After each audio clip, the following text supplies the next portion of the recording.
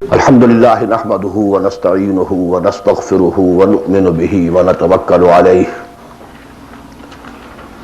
ونعوذ باللہ من شرور انفسنا ومن سیئات اعمالنا من يهده الله فلا مضل له ومن يضلله فلا هادي له ونشهد ان لا اله الا الله وحده لا شريك له ونشهد أن سيدنا ومولانا محمدا عبده ورسوله أرسله بالهدى ودين الحق ليظهره على الدين كله وكفى بالله شهيدا فصلى الله عليه وعلى آله وأصحابه وسلم تسليما كثيرا كثيرا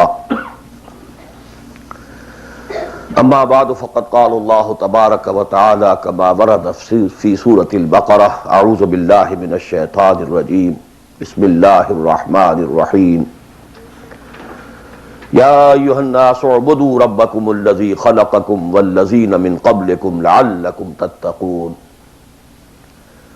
وقال تبارك وتعالى كما ورد في سورة الذاريات وما خلقت الجن والانس الا ليعبدون وقال جل وعلا كما ورد في سورة يوسف إن الحكم إلا لله أمر أن لا تعبدوا إلا إياه ذلك الدين القيم صدق الله العظيم رب اشرح لي صدري ويسر لي أمري واحلل عقدة من لساني يفقهوا قولي اللهم ربنا ألهمنا رشدنا واعذنا من شرور أنفسنا اللهم ارنا الحق حقا وارزقنا اتباعه وارنا الباطل باطلا وارزقنا اجتنابه اللهم وفقنا لما تحب وترضى آمین یا رب العالمین۔ دینی بھائیوں اور بہنوں اور بیٹوں اور بیٹیوں، میری آج کی گفتگو کا عنوان جو پہلے سے طے ہے، نجات کی راہ،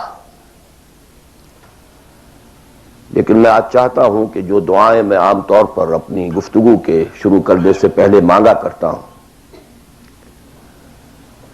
ان کی طرف خصوصاً توجہ آپ کی مبذول کرا دوں۔ اللہم ربنا الہمنا رشدنا واعذنا من شرور انفسنا، اے اللہ ہمیں ہر اس بات کا الہام کر دے، ہمارے دلوں میں ہر وہ بات ڈال دے جو ہمارے رشد کی، ہدایت کی، فوز کی، کامیابی کی، فلاح کی ہو۔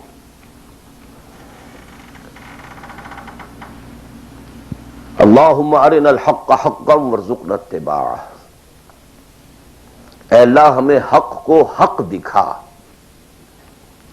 ہم اس میں دھوکہ نہ کھا جائیں، مغالطے میں نہ مبتلا ہو جائیں، اور اسے قبول کرنے کی، اختیار کرنے کی ہمیں توفیق عطا فرما۔ محض حق کو سمجھ لینا کافی نہیں ہے، بلکہ الٹا نقصان دہ ہے اگر اسے اختیار کرنے کے لیے انسان تیار نہ ہو۔ اللہم ارنا الحق حقا وارزقنا اتباعہ وارنا الباطل باطلا وارزقنا اجتنابہ، ہمیں باطل کو باطل ہی دکھا، ایسا نہ ہو کہ ہم غلطی سے باطل کو حق سمجھ بیٹھیں، اور اے اللہ ہمیں اس باطل سے اجتناب کرنے کی، اس سے بچنے کی ہمت عطا فرما۔ اللہم وفقنا لما تحب وترضى، اور اے اللہ ہمیں ہر اس کام کی توفیق عطا فرما جو تجھے پسند ہے اور جن سے تو راضی ہوتا ہے۔ یہ دعائیں آپ میں سے ہر شخص اچھی طرح شعوری طور پر اس وقت اپنے دل میں مانگ لیں اور پھر میری گفتگو کو سماعت فرمائیں۔ نجات کا لفظ جو میں نے استعمال کیا ہے وہ ان کئی الفاظ میں سے سب سے نچلی سطح کا لفظ ہے جنہیں قرآن مجید کامیابی کے لیے استعمال کرتا ہے۔ بہت سے الفاظ آپ نے سنے ہوں گے، فوز، اولئک هم الفائزون، وہ کامیاب لوگ ہیں، رشد، اولئک هم الراشدون، وہ لوگ ہیں کہ جو بڑے نصیب والے ہیں، فلاح، اولئک هم المفلحون، وہ ہیں اصل میں کہ جنہوں نے بلند ترین کامیابی حاصل کر لی. سعادت. فَأَمَّا الَّذِينَ سُعِدُوا، ان میں سب سے نیچے کا لفظ ہے نجات. نجات سے اوپر ہے فوز، فوز سے اوپر ہے فلاح. یہ اس کی ہائر ڈگریز ہیں. جیسے کامیابی امتحانات میں ایک محض پاس ہو جانا ہے اور ایک اس میں اے گریڈز لے کر آنا ہے. یا ہمارے ہاں وہ ڈویژن شمار ہوتے ہیں، فرسٹ ڈویژن ہے، سیکنڈ ڈویژن ہے. تو یہ کئی اصطلاحات ہیں. فوز، فلاح، رشد، سعادت. سب سے کم سب سے نیچے، سب سے کم نجات. وَمَا لِي أَدْعُوكُمْ إِلَى النَّجَاةِ وَتَدْعُونَنِي إِلَى النَّارِ. تو کم سے کم جو کامیابی کی شرائط اسلام میں ہیں، آج ہمیں ان پر گفتگو کرنی ہے. اللہ تعالی ہمیں اس سے اوپر بڑھنے کی توفیق دے، رشد اور فوز اور فلاح کی منزلوں سے ہم کنار فرمائے. لیکن ظاہر بات ہے کہ یہ تمام منزلیں بعد میں ہیں، پہلے کامیابی تو ہو.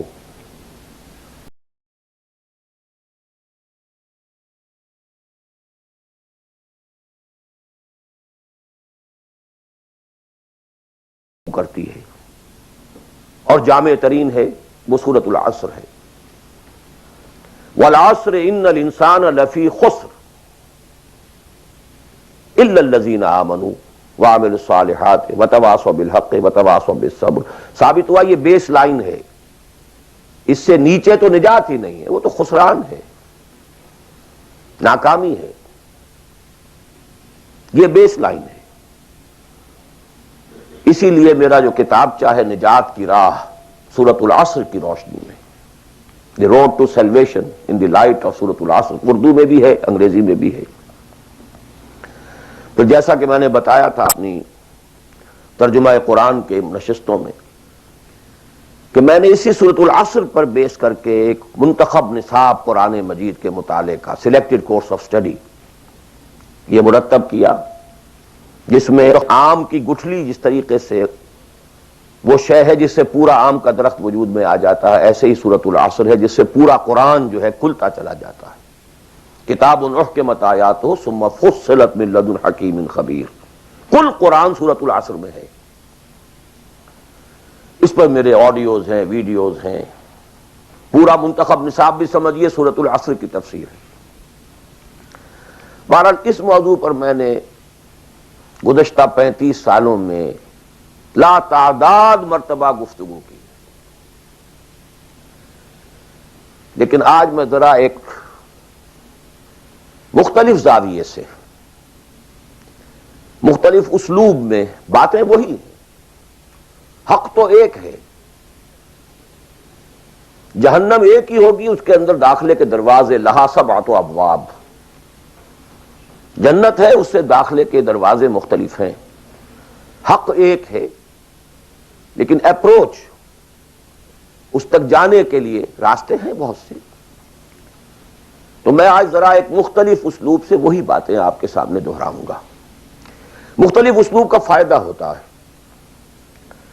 جس بات کو انسان ایک خاص انداز سے سنتے رہنے کا عادی ہو جائے پھر اس پر توجہ نہیں کرتا. بہت مرتبہ سنی ہے، یہی بات ہے.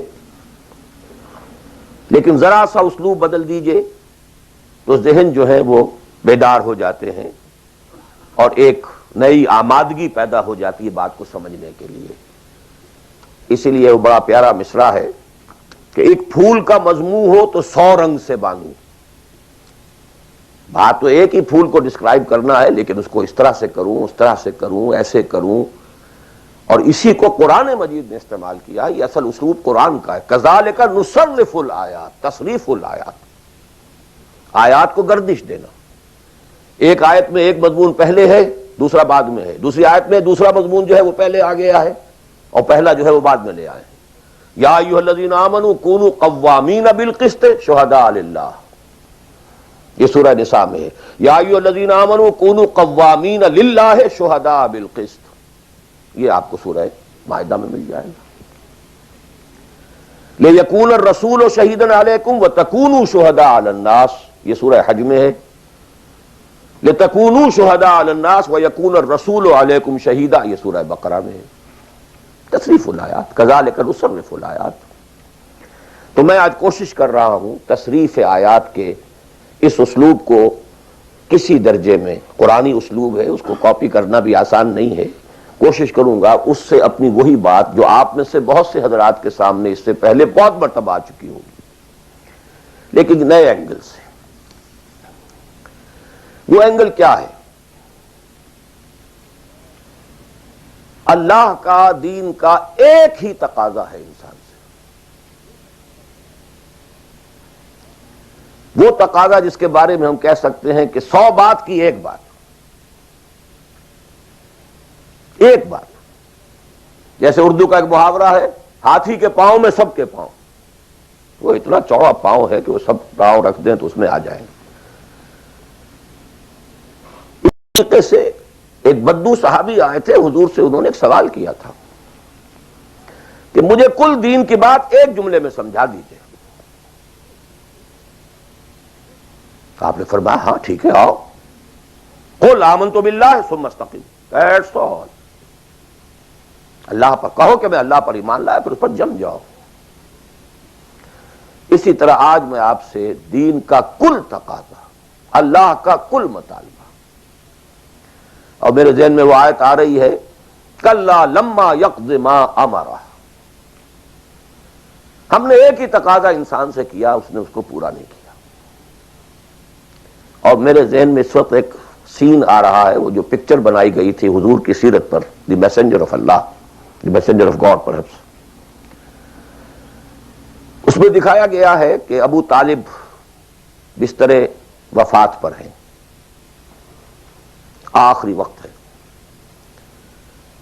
قریش کا وفد آیا ہے الٹیمیٹم لے کر کے، ابو طالب اب ہمارا صبر کا پیمانہ لبریز ہو گیا، یا تو اپنے بھتیجے کو روک لو ورنہ پھر آئیے اوپن، پھر ایک اوپن چیلنج ہے، کھلے میدان میں مقابلہ کیجیے۔ ایک جملہ اس وقت اس پکچر میں ہے جو کہا ابو طالب نے، one word, my nephew demands from you only one word۔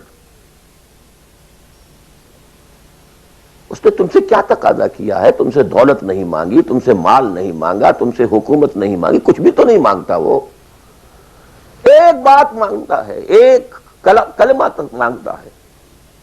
ابو جہل نے فوراً ریٹارٹ کیا، the one word he demands demolishes all the gods۔ وہ ایک بات اس کی ایسی ہے کہ جو ہمارے سارے معبودوں کا تیا پانچا کر کے رکھ دیتی ہے، ختم کر دیتی ہے۔ ایک بات، دین تو ایک بات ہے۔ اسی انداز میں آپ کو بتا رہا ہوں کہ اللہ کا کل تقاضا، دین کا کل تقاضا ایک لفظ میں ہے، وہ لفظ ہے عبادت۔ تمام انبیاء کی دعوت آپ قرآن مجید میں مختلف مکی صورتوں میں پڑھیں گے، ان اعبدوا اللہ ما لکم من الہ غیرہ، اللہ کی عبادت کرو، تمہارا اس کے سوا کوئی الہ، کوئی معبود نہیں۔ خود قرآن کی دعوت صرف اس فرق کے ساتھ کہ پہلے انبیاء کہتے تھے یا قوم اعبدوا اللہ، اے میری قوم کے لوگوں اللہ کی عبادت کرو، اللہ کی بندگی کرو۔ حضور چونکہ بھیجے گئے پوری نوع انسانی کے لیے، تو یہاں خطاب ہے یا ایھا الناس اعبدوا ربکم الذی خلقکم والذین من قبلکم لعلکم تتقون، اے لوگو، اے بنی آدم، بندگی کرو، پرستش کرو اپنے رب کی جس نے تمہیں پیدا کیا۔ سورہ ذاریات میں فرمایا وما خلقت الجن والانس الا لیعبدون، تمہاری غایت تخلیق ہی یہ ہے، ہم نے تمہیں پیدا ہی اس لیے کیا ہے کہ تم ہماری بندگی کرو، ہماری عبادت کرو۔ اور وہی 100 بات کی ایک بات حضرت یوسف نے اپنے قید خانے کے ساتھیوں سے کہی تھی، ان الحکم الا للہ امر لا تعبدوا الا ایاہ ذلک الدین القیم۔ ایک جملے میں کل دین قیم ہے، مکمل دین ہے، اس کے سوا کسی اور کی عبادت اور بندگی نہ کرو۔ ایک لفظ ہے، ایک تقاضا ہے، ہم پورا کر دیں تو نجات بھی ہے، فوز بھی ہے، فلاح بھی ہے، رشد بھی ہے، سعادت بھی ہے، ہدایت بھی ہے، سب کچھ. لیکن اب یہ کہ یہ عبادت ہے کیا؟ عبادت کے 5 اجزاء، بلکہ اجزاء کا لفظ میں نے غلط شمار کیا، استعمال کیا. 2 تو ہیں لازمی اجزاء، لازمی، اور 3 اس کے ضمنی پہلو ہیں. تو 2 جمع 3 5. یہ 5 باتیں اگر یاد نہیں رہتی ہیں تو عبادت کا تصور آپ کا درست نہیں ہوگا. آخر کوئی اتنی بڑی بات ہے کہ تمام نبی اسی کی رٹ لگاتے رہے، اسی کی تکرار کرتے رہے. وہ اتنی بڑی بات ہے کہ ابدی فوز و فلاح اور رشد اور سعادت اس کے ساتھ وابستہ ہے. وہ بہت بڑی بات ہے، معمولی بات تو نہیں. ابدی جہنم اور ابدی جنت، کتنا فرق ہے، اور وہ اسی ایک لفظ کے ساتھ وابستہ ہے. عبادت ہے کیا؟ اس کے 2 جو لازمی اجزاء ہیں ان میں سے ایک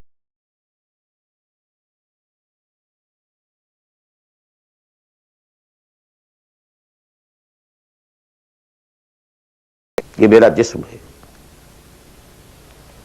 ایک اس میں روح ہے، بدن وغیرہ نہیں ہے، نہ نظر آتی ہے، لیکن اصل انسان وہ روح ہے. اسی طرح عبادت کا جو جسد ظاہری ہے، جو نظر آتا ہے، پیلپیبل ہے، محسوس ہوگا، سامنے آئے گا، وہ ہے اطاعت کلی، total obedience. Without any reservation, کوئی استثناء نہ ہو. مخلصین لہ الدین، اطاعت کو اس کے لیے خالص کرتے، ٹوٹل اوبیڈینس. یہ ہے جسد. 2.5 من جو ہے عبادت وہ یہ ہے. اور اس کی روح کیا ہے؟ اللہ کی محبت. یہ اطاعت محبت کے جذبے سے سرشار ہوگا تب تو عبادت ہے، ورنہ اطاعت ہے صرف. اطاعت تو انسان حکمرانوں کی بھی کرنے پہ مجبور ہو جاتا ہے. ہم انگریزوں کی اطاعت کرتے تھے، آپ یہاں بہت سے ایسے قوانین کی اطاعت کرتے ہیں جو آپ کو پسند نہیں ہے، مجبوری ہے، آ گئے ہیں، رہ رہے ہیں، کیا کریں. لیکن جب آؤٹ آف لو، انٹینس لو، جب کسی کی ٹوٹل اوبیڈینس قبول کی جائے گی تو یہ عبادت ہے. یہ 2 ہے اجزاء لازم. اس کو بڑی خوبصورتی سے امام ابن تیمیہ اور حافظ ابن قیم انہوں نے بیان کیا ہے. العبادت تجمع اصلین، غایت الحب مع غایت الذل والخضوع. 2 چیزیں جمع ہوتی ہیں تو عبادت پوری ہوتی. انتہا درجے کی محبت اور انتہا درجے کی عاجزی اور اطاعت اور سرفگندگی کسی کے سامنے. یہ دونوں چیزیں اطاعت کے لازمی اجزاء ہیں عبادت کے. اور ان دونوں کے بارے میں ایک بات اور نوٹ کیجئے، ان دونوں کے اعتبار سے اللہ اور اس کا رسول بریکٹڈ ہیں، ساتھ جڑے ہوئے. اس لیے کہ اللہ کی اطاعت رسول کی اطاعت کے ذریعے ہے. وَمَا أَرْسَلْنَا مِن رَّسُولٍ إِلَّا لِيُطَاعَ بِإِذْنِ اللَّهِ وَمَن يُطِعِ الرَّسُولَ فَقَدْ أَطَاعَ اللَّهَ. وہ ریپرزنٹیٹو ہے، وہ نمائندہ ہے اللہ کا، لہذا اللہ کی اطاعت، اطیعوا اللہ واطیعوا الرسول. اطاعت میں یہ دونوں بریکٹڈ ہیں. یہی وجہ ہے کہ قانون اسلامی کی مستقل سورسز جو ہیں وہ یہی 2 ہیں، اللہ کی کتاب اور اس کے رسول کی سنت. اسی طرح محبت میں بھی دونوں بریکٹڈ ہیں.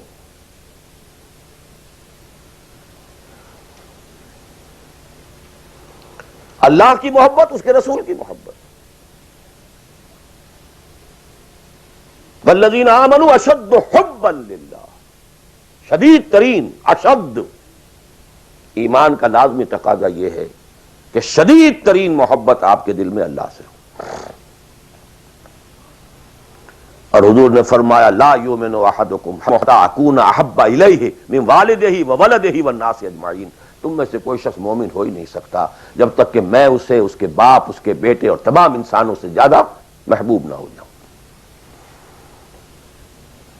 اطاعت اور محبت میں دونوں بریکٹڈ ہیں، اللہ کی اطاعت، رسول کی اطاعت، اللہ کی محبت، رسول کی محبت۔ بلکہ ایک نقطہ اور نوٹ کر لیجئے، نظری طور پر بالا تر اطاعت اللہ کی ہے اور بالا تر محبت اللہ کی ہے، اور دوسرے درجے میں اطاعت رسول کی ہے اور دوسرے درجے میں محبت رسول کی ہے۔ عملاً ایک ہے نظری چیز، ایک ہے عملاً۔ عملاً اصلت اطاعت رسول کی ہے، اللہ کے اطاعت اس کے تابع ہے۔ کیوں؟ اللہ کا حکم بھی تو رسول نے دیا ہے، وہ بھی رسول کے منہ سے ہمیں اب تک پہنچا ہے۔ بمصطفیٰ برسا خیش را کے دی ہموس، اگر بہو نہ رسیدی تمام بولا بیس۔ تو اطاعت تو بن گئی رسول کی، اصلا رسول ہی نے بتایا، اللہ کا یہ حکم آیا تو ہم مان رہے ہیں۔ اسی طرح بڑا پیارا مصرع ہے اقبال کا، از خدا محبوب تر گردد نبی، اللہ سے بھی کہیں زیادہ محبوب ہو جاتا ہے اللہ کا نبی۔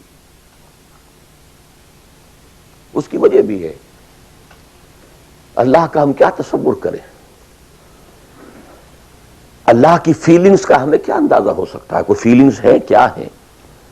رسول کو ہم ایک ہیومن بینگ کی حیثیت سے ویژولائز کر سکتے ہیں۔ رسول کو بھی چوٹ لگی تھی، دل پر چوٹ لگی تھی۔ رسول کے پاس بھی بیٹی آئی تھی، بڑی پیاری بیٹی، فاطمہ بضعۃ منی۔ ابا جان اب تو عام لوگوں کے ہاں بڑی فراوانی ہو گئی ہے، ذرا یہ دیکھیے میرے ہاتھوں پر گٹے پڑے ہوئے ہیں چکی پیسنے کی وجہ سے، میرے کندھے کے اوپر نشان پڑ گئے ہیں، مشکیزے میں پانی بھر کر لاتی ہوں، مجھے بھی کوئی کنیز، کوئی غلام عنایت ہو جائے۔ ہم پوری طرح ویژولائز کر سکتے ہیں کیا فیلنگ ہوگی محمد کی اس وقت صلی اللہ علیہ وسلم، تو ہم ویژولائز کر سکتے ہیں نا کہ کیا کلیجہ اللہ نے دیا تھا کہ فرمایا بیٹی نہیں، یہ چیزیں ہمارے لیے نہیں، تمہیں میں اس سے بہتر چیز دیتا ہوں۔ 33 مرتبہ سبحان اللہ، 33 مرتبہ الحمدللہ، 33 مرتبہ اللہ اکبر ہر نماز کے بعد کہہ لیا کرو، یہ کہیں زیادہ بڑی قیمتی شے۔ ہم محسوس کر سکتے ہیں کہ رسول کے دل پر کیا بیتی تھی جب حضرت حمزہ کی اعضا بریدہ لاش سامنے آئی ہے کہ ناک کٹی ہوئی ہے، کان کٹے ہوئے، پیٹ چاک ہے، کلیجہ باہر نکلا ہوا، اسے چبایا گیا۔ But what is feelings؟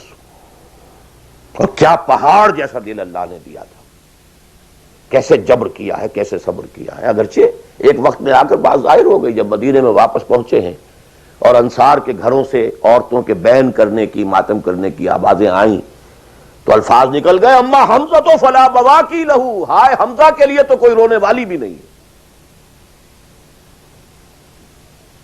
حمزہ مہاجر ہے، یہاں حمزہ کا کون رشتہ دار، کون عورتیں رشتہ دار ہیں اس کی جو اس کا ماتم کریں گی؟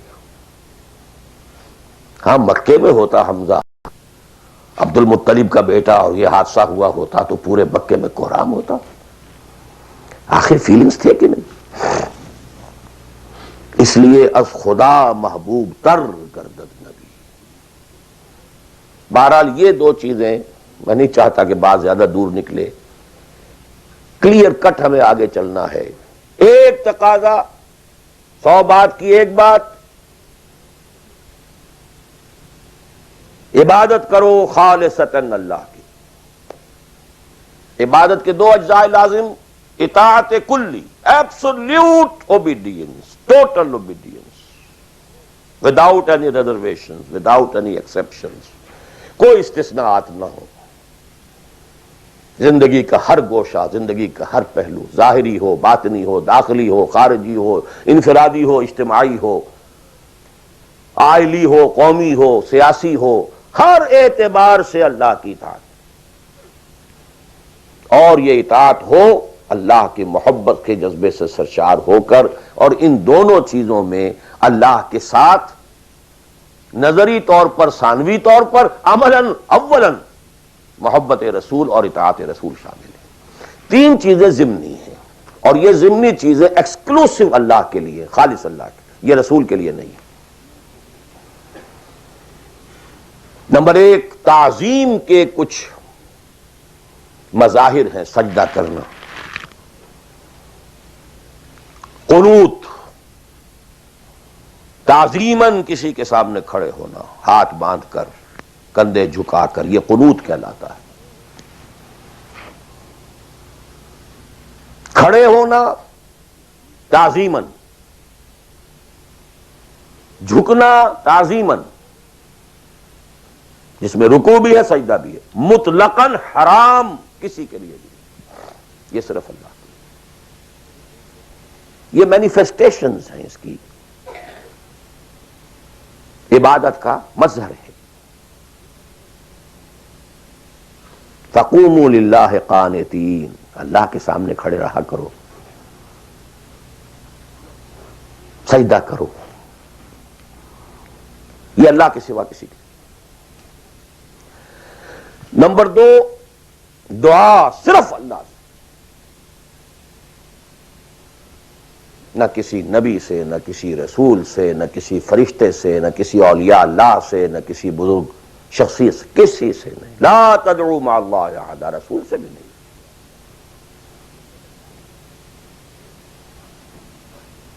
اب اس میں کئی الفاظ نوٹ کر لیجئے، استدعاء، استغاثہ، استمداد، استعانت، وہی مدد ہے، استنصار، صرف اللہ۔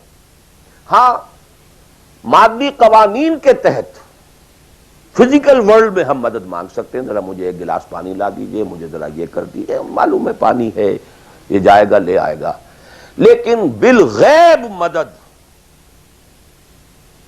کسی سے مانگنا، استغاثہ کسی سے کرنا، استعانت کسی سے کرنا حرام ہے، عبادت کو زیرو سے ضرب دے کر زیرو کر دیتا۔ نمبر تین، اخلاص و احتساب، صرف اللہ، جو نیک کام کرے صرف اس کی خوشنودی کے لیے۔ یہاں تک کہ حضور کے سامنے ایک صحابی ایسے ہی محاورے میں رواں روی میں کہہ بیٹھے، ما شاء اللہ و ما شئت، جو آپ چاہیں اور اللہ چاہے، فوراً ڈانٹ دیا، اجعلتنی للہ ندن، تم نے مجھے اللہ کا مد مقابل بنا دیا۔ مشیت صرف اس کی، وما تشاءون الا ان یشاء اللہ، کوئی نیک کام سوائے اس کی رضا جوئی کے لیے اگر کسی اور کے لیے کیا گیا، ریا ہے، سمعہ ہے، دکھاوے کے لیے ہے، شہرت کے لیے ہے، دنیا کمانے کے لیے ہے، لیڈری چمکانے کے لیے ہے، اقتدار حاصل کرنے کے لیے ہے، کوئی بھی اور مقصد اگر شامل ہوا، زیرو سے ضرب کھا کر پوری عبادت زیرو ہو جائے گی۔ احتساب، بدلے کی توقع صرف اللہ سے۔ یہ لفظ آپ خاص طور پر سنتے رہے ہوں گے ان دنوں بہت، من صام رمضان ایمانا واحتسابا غفر له ما تقدم من ذنبه ومن قام رمضان ایمانا واحتسابا غفر له ما تقدم من ذنبه ومن قام لیلۃ القدر ایمانا واحتسابا۔ ایمان کے ساتھ احتساب کیوں آ رہا ہے؟ اس کا اجر و ثواب سوائے اللہ سے اور کسی سے توقع نہ ہو۔ یہ 5 چیزیں ہیں۔ جہاں تک اطاعت کا تعلق ہے اس میں ایک ایکسیپشن نوٹ کر لیجئے، کہیں کسی وقت نسیان سے، خطا سے یا جذبات کے طوفان میں آ کر کوئی غلط حرکت کر بیٹھا، لیکن فوراً توبہ کر لے، یہ مستثنیٰ ہے۔ میں نے 3 الفاظ کہے، خطا، آپ نہیں سمجھتے تھے کہ جو میں کرنے چلا ہوں یہ ڈس اوبیڈینس ہے، آپ کو پتہ ہی نہیں تھا، خطا ہوگی۔ نسیان، بھول گئے، ایک وقت ایسا ہے کہ آدمی کے اوپر غفلت کا ایک پردہ پڑ جاتا ہے. حضور خود فرماتے ہیں انہ لیغان علی قلبی وانی لاستغفر اللہ فی کل یوم 70 مرہ. میرے دل پر بھی کبھی کبھی حجاب سا آ جاتا ہے، میں روزانہ 70 مرتبہ استغفار کرتا ہوں اللہ. تو ہم اپنے حجابات پر حضور کے حجاب کو قیاس نہیں کر سکتے. چہ نسبت خاک را با عالم پاک، وہ کوئی اور شے ہے، یہ کوئی اور شے ہے، لیکن یہ کہ باہر پردہ تو پڑتا ہے. اس میں کوئی غلط حرکت سرزد ہو گئی، یا نمبر 3 جذبات کا کوئی ہیجان تھا جس نے کہ اوور پاور کر دیا، انسان کی قوت ارادی کو معطل کر دیا، کوئی غلط حرکت سرزد ہو گئی. لیکن پھر توبہ فوراً. انما التوبۃ علی اللہ للذین یعملون السوء بجہالۃ ثم یتوبون من قریب. جیسے ہی طوفان گزرا فوراً ہوش میں آیا، یہ مجھ سے کیا ہو گیا. لا الہ الا انت سبحانک انی کنت من الظالمین. ربنا ظلمنا انفسنا وان لم تغفر لنا وترحمنا لنکونن من الخاسرین وان لم تغفر لی وترحمنی لاکونن من الخاسرین. اب یہ دعا رہے، گڑ گڑا کر اللہ معاف کر دے گا. It will be written off. It will be expunged. محو کر دیا جائے گا. یکفر عنہ سیئات ہی، اس کے معنی یہی ہے. ہاں اس کے برعکس اگر ایک گناہ بھی جان بوجھ کر مستقلاً کرتے رہے، ایک، باقی ساری 99% عبادت ہو رہی ہے، ایک حرام شے کو اپنے لیے حلال ٹھہرا لیا، شعوری طور پر، ارادی طور پر، مداومت کے ساتھ اس کے اوپر ڈیرے جما لیے، وہ ایک گناہ جو ہے وہ پوری عبادت کو زیرو سے ضرب دے کر زیرو کر دے گا، اور خلود فی النار، آگ میں ہمیشہ رہنے کی وعید. بلا من کسب سیئۃ واحاطت بہ خطیئتہ فاولئک اصحاب النار هم فیہا خالدون. ان پوائنٹس کو اچھی طرح نوٹ کیجئے. خطا خطا میں فرق ہے، گناہ گناہ میں فرق ہے. ایک گناہ غیر شعوری طور پر ہو گیا، خطا سے ہو گیا، نسیان سے ہو گیا، وقتی طوفان جذبات کا، کسی ایسی محفل میں تھے، مجلس میں تھے، کھو گئے، غلطی ہو گئی، فوراً متنبہ ہو گئے فوراً. یہ اور ہے. جیسے کہ آدمی، مجھے اچھی طرح یاد ہے ایک مرتبہ، اور میں بھولتا نہیں اس واقعے کو، میں میڈیکل کالج میں پڑھ رہا تھا تو ایک سائیکل پر جا رہا تھا کالج، اور سلپری تھی روڈ. جب سائیکل سلپ کرتی ہے تو پتہ نہیں چلتا میں کب گر گیا. گرا ہوں لیکن مجھے پتا اس وقت چلا جب اٹھ چکا تھا میں کہ میں گرا تھا، کیونکہ آدمی وہ پڑا نہیں رہتا، فوراً اٹھتا. یہ جو ہے فوراً اٹھنا، ثم یتوبون من قریب، یہ بھی بعد میں معلوم ہوتا کہ میں گرا تھا جبکہ اٹھ چکا ہوتا آدمی. اتنا انسٹنٹینیس ہوتا ہے. یہ ہے یتوبون من قریب. اور اس کو اللہ نے اپنے ذمے، انما التوبۃ علی اللہ، اللہ کے ذمے ہے یہ کہ وہ ایسے شخص کی توبہ قبول کرے. انما التوبۃ علی اللہ للذین یعملون السوء بجہالۃ ثم یتوبون من قریب. بہرحال یہ ایک اس کی ضمنی بات تھی کہ اطاعت کلی کے ضمن میں ان دونوں چیزوں کو ذہن میں رکھیے. گناہ کا ہو جانا، کل بنی آدم خطاؤون وخیر الخطائین التوابون، التائب من الذنب کمن لا ذنب لہ. بہت اس میں ہمارے لیے پر امید باتیں کہی گئی. اللہ کو اپنے گناہگار بندے کی توبہ سے اتنی ہی خوشی ہوتی ہے جتنی کہ اس شخص کو ہوئی جو ایک صحرا میں سفر کر رہا تھا. ایک ہی اونٹ تھا، اسی پر اس کا پانی تھا، اسی پر اس کا راشن تھا.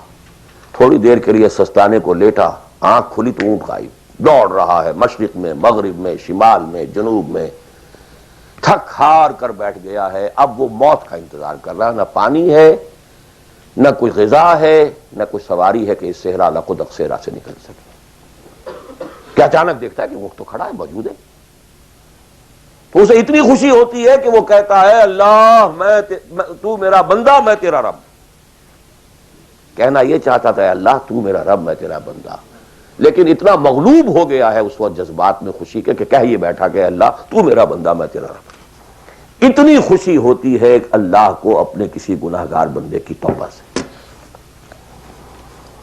تو یہ وہ ہے وہ مسئلہ عارضی، فوری، لا علمی، جہالت، طوفان یا کسی ماحول کے فوری اثر کے تحت کوئی غلطی ہو گئی فوراً توبہ کی. لیکن یہ کہ اگر جان بوجھ کر کانشس ڈیسیژن ایک حرام شے کو بھی اگر مستقلاً اختیار کر لیا،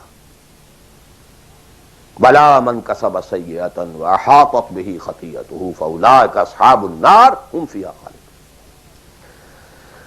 اب آئیے نیکسٹ، میں جسے آج ایک نیا اینگل کہہ رہا ہوں وہ کیا ہے. دیکھیے اطاعت کے دو پہلو ہیں، انفرادی اور اجتماعی. مجھے مراد کیا ہے؟ ان کی ریشو پروپورشن مختلف ہوگی. کوئی بہت آرگنائزڈ سوسائٹی ہے، اسٹیٹ کا کانسیپٹ ہے، اجتماعیت کا پڑھنا بہت بھاری ہو جاتا ہے، انفرادیت بہت محدود ہو جاتی ہے. کوئی بڑی پریمیٹو سی سوسائٹی ہے، آرگنائزڈ اسٹیٹ نہیں ہے، تو انفرادیت کا دائرہ وسیع ہوتا ہے، اجتماعیت محدود ہوتی ہے. In various proportions. لیکن پہلے ان کو آئیڈینٹیفائی کیجئے، اس سے میری مراد کیا ہے. ایک وہ اللہ کی اطاعت ہے کہ جو ایک انسان کے اپنے بس میں ہے، وہ کر سکتا ہے. چاہے بھوک آ جائے، فاقہ آ جائے، نقصان ہو جائے، جان کا اندیشہ ہو جائے، یہ کر سکتا ہے. ایک وہ اطاعت ہے جو کسی صورت کر ہی نہیں سکتا جب تک کہ اجتماعی ماحول نہ بدلے. کتنا ہی سنسیئر ہو، کتنا ہی نیک ہو، کتنا ہی فیصلہ کر لے، کر ہی نہیں سکتا. وہ اس کے ہاتھ میں ہے ہی نہیں. ایک ریاست ہے، آرگنائز اسٹیٹ ہے، اس کا لا ہے، آپ اس میں رہ رہے ہیں تو وہی قانون چلے گا. آپ کے بس میں نہیں ہے. آپ کا بیٹا فرض کیجئے خدا نہ خواستہ زنا کرے تو آپ اسے رجم نہیں کر سکتے، چاہے آپ کا بیٹا ہے. You have no power, no authority. آپ کا اپنا بیٹا اپنی بیٹی چوری کر لے، آپ ہاتھ نہیں کاٹ سکتے. مجھے یاد آ رہا ہے لو ان فاطمہ بنت محمد سرقت، بالفرض ہی کہہ رہا ہوں نا میں بھی، مفروضے کے طور پر آپ نہیں ہاتھ کاٹ سکتے. ایک معاشرہ ہے جس کے اندر پوری معیشت جو ہے سود کے اوپر ہے، آپ سانس بھی نہیں لے سکتے کہ جو سود سے خالی ہو. امپاسبل. ایک اسٹیٹ ہے، آپ اس کے سٹیزن ہیں، آپ اس کے کانسٹیٹیوشن کے لائل ہیں، فیتھفل ہیں. تو جیسا کہ میں نے کہا تھا آرگنائز سوسائٹی اسٹیٹ میں یہ دائرہ بہت بڑھ جاتا ہے. ٹرائبل ہے، وہاں یہ کہ انفرادیت کا کافی دائرہ ہوتا ہے، قانون کم سے کم ہوتے ہیں، نظم کم سے کم ہوتا ہے، سسٹم جو ہے اس کی گرفت کم سے کم ہوتی ہے. اب دیکھیے دو حیثیتیں دنیا میں ممکن ہیں. ایک انتہائی خوش بختی کی، انتہائی خوش قسمتی کی کہ ایک انسان ایک ایسے ماحول میں پیدا ہو گیا ہے یا وہ ہجرت کر کے ایسے ماحول میں چلا گیا ہے جہاں ٹوٹل دین غالب ہے، دین قائم ہے، نظام ہے ہی دین کا، حکومت ہے ہی اللہ کی. وہاں جا کر انسان کتنا how at ease he will feel. No friction. وہ بھی اللہ کی بندگی کرنا چاہتا ہے، ماحول بھی سازگار ہے، پورا نظام بھی اللہ کی بندگی پر ہے، پورا قانون بھی اللہ ہی کا نافذ ہے، پورا تعلیم کا ڈھانچہ بھی اللہ ہی کے ہدایت کے مطابق ہے، تمام ذرائع ابلاغ سے بھی اسی کے مطابق چیزیں ہیں جو نشر ہو رہی ہیں، آڈیو ویژول سب کچھ. انتہائی خوش قسمتی، موسٹ فارچونیٹ کہ ایک انسان ایسے ماحول میں ہو. لیکن فرض کیجئے کہ وہ ایسے ماحول میں ہے جہاں اللہ کا دین غالب نہیں. بہت محدود سا حصہ ہے جس میں وہ اللہ کا حکم مان سکتا ہے. نماز وہ پڑھ سکتا ہے, روزہ رکھ سکتا ہے, کوئی نہیں روکتا. اسرائیل میں بھی جا کے پڑھ لیجئے نماز اور روزہ, امریکہ میں کر لیجئے, بھارت میں کر لیجئے, کوئی نہیں روکتا. نو وے.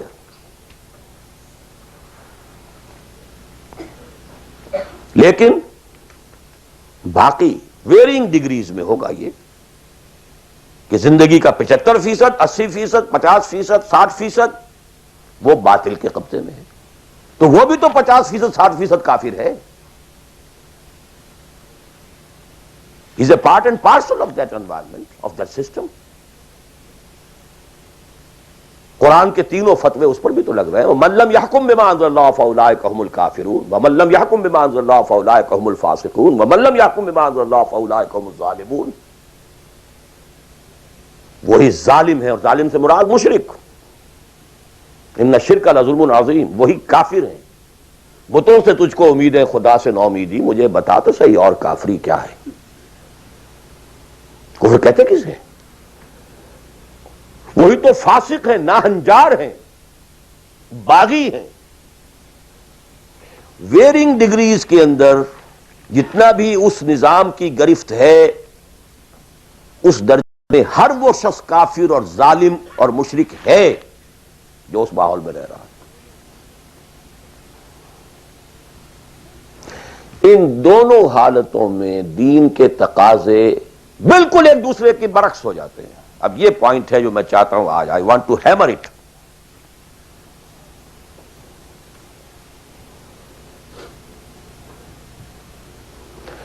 اگر آپ خلافت راشدہ کے دوران پیدا ہو گئے ہوتے, موسٹ فارچونیٹ, موسٹ ایزی. دین قائم ہے, اللہ کے احکام جاری ہیں, سارا نظام وہی ہے, دی ہول اسٹیٹ کرافٹ وہ اسلام کی بنیاد پر کام کر رہا ہے. آپ ایک سٹیزن ہیں, آپ کے لیے تقرب بالنوافل کے درجے کھلے ہوئے ہیں. فرض تو پورے ہیں یہاں, نفل نماز پڑھیے, نفل علم حاصل کیجئے, نفل روزے رکھتے چلے جائیے, نفلی چلے کیجئے, جو چاہیے کیجئے. تقرب بالنوافل.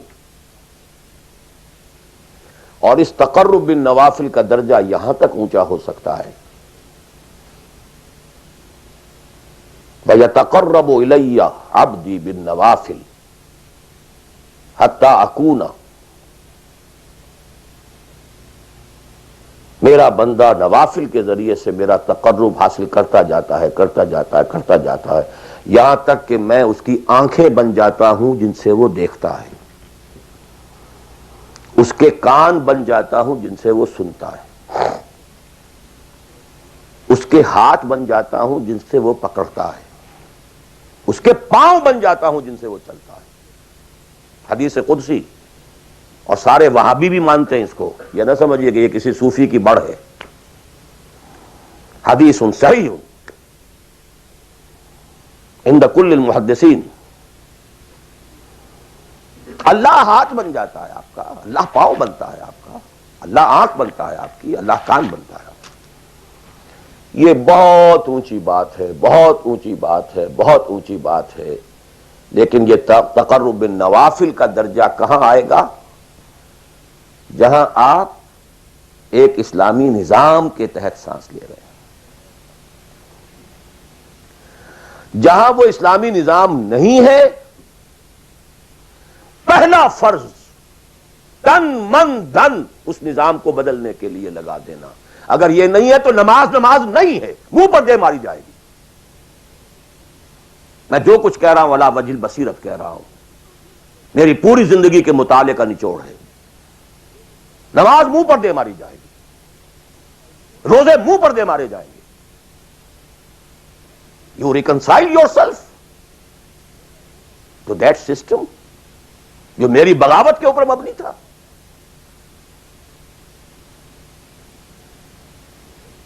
پہلا فرض یہ ہے, تن من دھن. You can not reconcile with that system, you can not accept that system. اس میں اپنے آپ کو ایکوموڈیٹ کرنا، اس میں اچھے کیریئر تلاش کرنا، اس میں اچھی جائیداد بنانا، اس میں پیسہ جمع کرنا، اس میں اچھی سے اچھی بچوں کو ایجوکیشن تاکہ بہتر سے بہتر زندگی وہ بھی گزار سکیں، سب کا سب حرام، مطلقاً حرام۔ پہلا کام یہ ہے اپنی جان، اپنا مال، اپنا تن، اپنا دن سب اللہ کے دین کے لیے خرچ کرو۔ سبسسٹنس لیول کے اوپر صرف جان کو باقی رکھنے کے لیے جو ناگزیر ہے، that is allowed, nothing more. This is the point, crucial point. اب ہمارے سامنے حدیثیں ہوتی ہیں اور وہ سارے فضائل کی کتابیں ہیں اور یہ ہیں جن کا تعلق اس ماحول سے تھا جب کہ دین قائم ہو چکا تھا، اس کانٹیکسٹ میں باتیں ہو رہی ہیں، نفل کی بات ہو رہی ہے اور قیام اللیل کی بات ہو رہی ہے اور جو ہے ختم قرآن کی بات ہو رہی ہے، اور اگر فجر کے بعد بیٹھے رہے مصلی پر اور 2 رکعت پڑھ کر اٹھے جبکہ سورج نکل چکا ہے تو اب یہ اتنا اونچا سوال، یہ ساری باتیں، all these things become absolutely irrelevant. The deciding factor is دین غالب ہے، ٹھیک ہے، چلو نوافل کی طرف، قرات کی طرف چلو، جتنا آگے سے آگے یتقرب الی العبد بالنوافل، ورنہ تقرب بالفرائض پہلے فرض کرنے ہوں گے، اور فرضوں میں پہلا فرض جہاد ہے۔ Now please note this word, جہاد اصل میں اس جد و جہد کا جامع عنوان ہے، your struggle against that system۔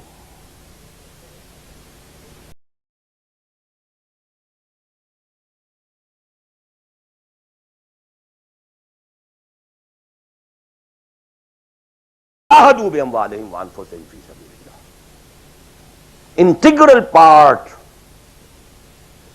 of the definition of a مومن۔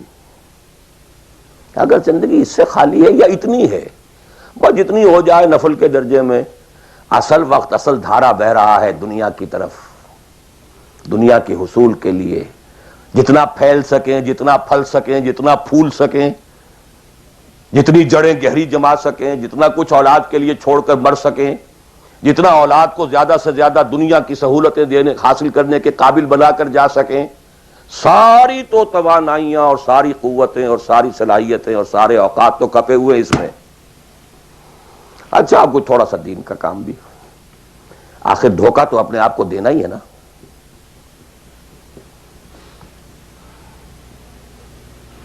قسمت فروش عورتیں بھی تو کالے کپڑے پہن کے جلوس میں نکلتی ہیں تازیوں کے، اور سبیلیں لگاتی ہیں اور مسجدیں بناتی ہیں۔ They have to deceive themselves۔ ڈاکو لوگ نہایت سفاک یتیموں اور بیواؤں کی سرپرستی کرتے تھے۔ ہمارے معاشرے میں جو بستہ الف بستہ بے کے غنڈے ہوتے ہیں، ان کے ہاں بھی نیکی کا، پن کا، خیر کا کھاتا ہوتا ہے۔ اسی طرح کچھ مذہبی ایکٹیویٹی ہے۔ اصل شے یہ ہے کس ماحول میں رہ رہے ہیں۔ بہت خوش قسمت ہوتا میں اور آپ، پھر آپ اچھے سے اچھا پہنتے، کوئی اعتراض نہیں، اچھے سے اچھا کھاتے۔ قل من حرم زینۃ اللہ التی اخرج لعبادہ والطیبات من الرزق۔ خلافت راشدہ میں آپ رہ رہے ہیں، آپ حلال ذریعے سے کما رہے ہیں، آپ بہت اچھا کھائیے، بہت اچھا پہنیے، بلکہ اللہ چاہتا ہے کہ اس کی نعمت جو اس نے تمہیں دی ہے وہ تم پر ظاہر ہو۔ لیکن پلیز نوٹ دی کانٹیکسٹ، دین مغلوب ہو اور آپ اچھا پہننے اور اچھے کھانے کی فکر میں ہو۔ مجھے جملہ یاد آ رہا ہے حضرت ابو بکر کا رضی اللہ تعالی عنہ۔ تھوڑا سا مسئلہ ہوا تھا کہ لوگوں نے کہا کہ زکوٰۃ ہم دیں گے لیکن زکوٰۃ ریاست کو نہیں دیں گے، اپنے طور پر خرچ کریں گے۔ حضرت ابو بکر نے فیصلہ کیا ان کے خلاف جنگ کا۔ حضرت عمر جیسی شخصیت بھی مشورہ دے رہی ہے کہ دیکھیں نہیں، 2 فرنٹ پہلے ہم نے کھولے ہوئے ہیں۔ جیش اسامہ کو بھی آپ نے روکا نہیں کہ جائے، حضور نے تیار کیا تھا۔ پھر جو مرتدی ہو گئے کسی اور کو نبی مان لیا ان کے خلاف تو جنگ کرنی ہی کرنی ہے، لیکن یہ تو صرف نماز بھی پڑھ رہے ہیں اور یہ زکوٰۃ کا بھی انکار نہیں کر رہے ہیں، صرف ہمیں نہیں دے رہے ہیں، تو ان کے ساتھ ذرا مصلحت کا تقاضا یہ ہے کہ کچھ نرمی کی جائے۔ ان کے بڑے پیارے الفاظ تھے، ایبدل الدین وانا حی، کیا دین میں تغیر کیا جائے گا جبکہ ابھی میں زندہ ہوں؟ خدا کی قسم اگر یہ حضور کے زمانے میں زکوٰۃ کے اونٹوں کے ساتھ ان کے باندھنے والی رسی بھی دیتے تھے، اور اب اگر یہ کہیں گے کہ اونٹ لے جاؤ رسی نہیں دیں گے تب بھی میں قتال کروں گا، اور خدا کی قسم کوئی میرا ساتھ نہیں دے گا تو میں اکیلا جاؤں گا۔ اور اے عمر تمہیں کیا ہو گیا؟ تم جاہلیت میں تو بڑے سخت تھے، اسلام میں آ کر تم نرم ہو گئے ہو۔ یہ ڈانٹ ابو بکر پلا رہے ہیں عمر کو رضی اللہ تعالی عنہ۔ تو اچھی طرح جان لیجئے، اب میں نہیں کہہ سکتا کہ میں کس طریقے سے اس کو بیان کروں، کیسے ٹھوک ٹھوک کر آپ کے ذہنوں میں اتار دوں۔ یہ ہے اصل شے، دین کا سارا سٹرکچر ہی بالکل ریورس ہو جاتا، the whole value structure absolutely changes. دین غالب ہے تو وہ ساری باتیں ہیں جو ہم نے خوب یاد کی ہوئی ہیں، آسے حقوق والدین بھی تو ہے نا، آخر بچوں کے حقوق بھی تو ہے نا۔ یہ حقوق والدین جو ہے ان مہاجرین کو یاد نہیں آئے جو اپنے ماں باپ کو چھوڑ کر مدینے پہنچ گئے تھے، یہ اولاد کے حقوق انہیں یاد نہیں آئے، بیویوں کے حقوق یاد نہیں آئے، وہ تو فینیٹکس تھے نا، پاگل تھے نا۔ مدینے کے منافقین نے انہیں سفہا کہا تھا، بے وقوف لوگ ہیں یہ، انؤمن کما آمن السفہا، these fools, these fanatics۔ یہ ساری حدیثیں آپ کو یاد ہیں۔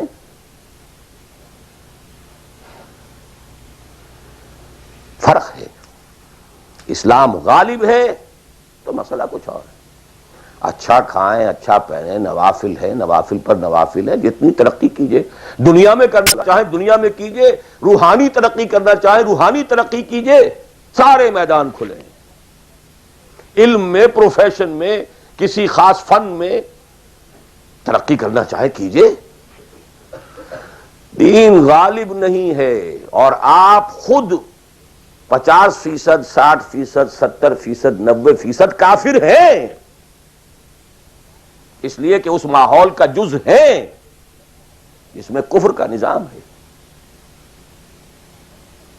تو پہلا کام تو اپنے آپ کو اس کفر سے نجات دلانا ہوگا، پھر نماز بھی اسی کے لیے ہے۔ وَاسْتَعِینُوا بِالصَّبْرِ وَالصَّلَاةِ، مدد حاصل کرو نماز سے۔ کس کام کے لیے مدد حاصل کرو؟ The mission to make the دین آف اللہ سپریم، ان اقیم الدین۔ نماز اس کے لیے سب سروینٹ ہے، اس کے لیے مدد ہے۔ روزہ اسی کے لیے جنگ کرنے کی صلاحیت پیدا کرنے کے لیے ہے۔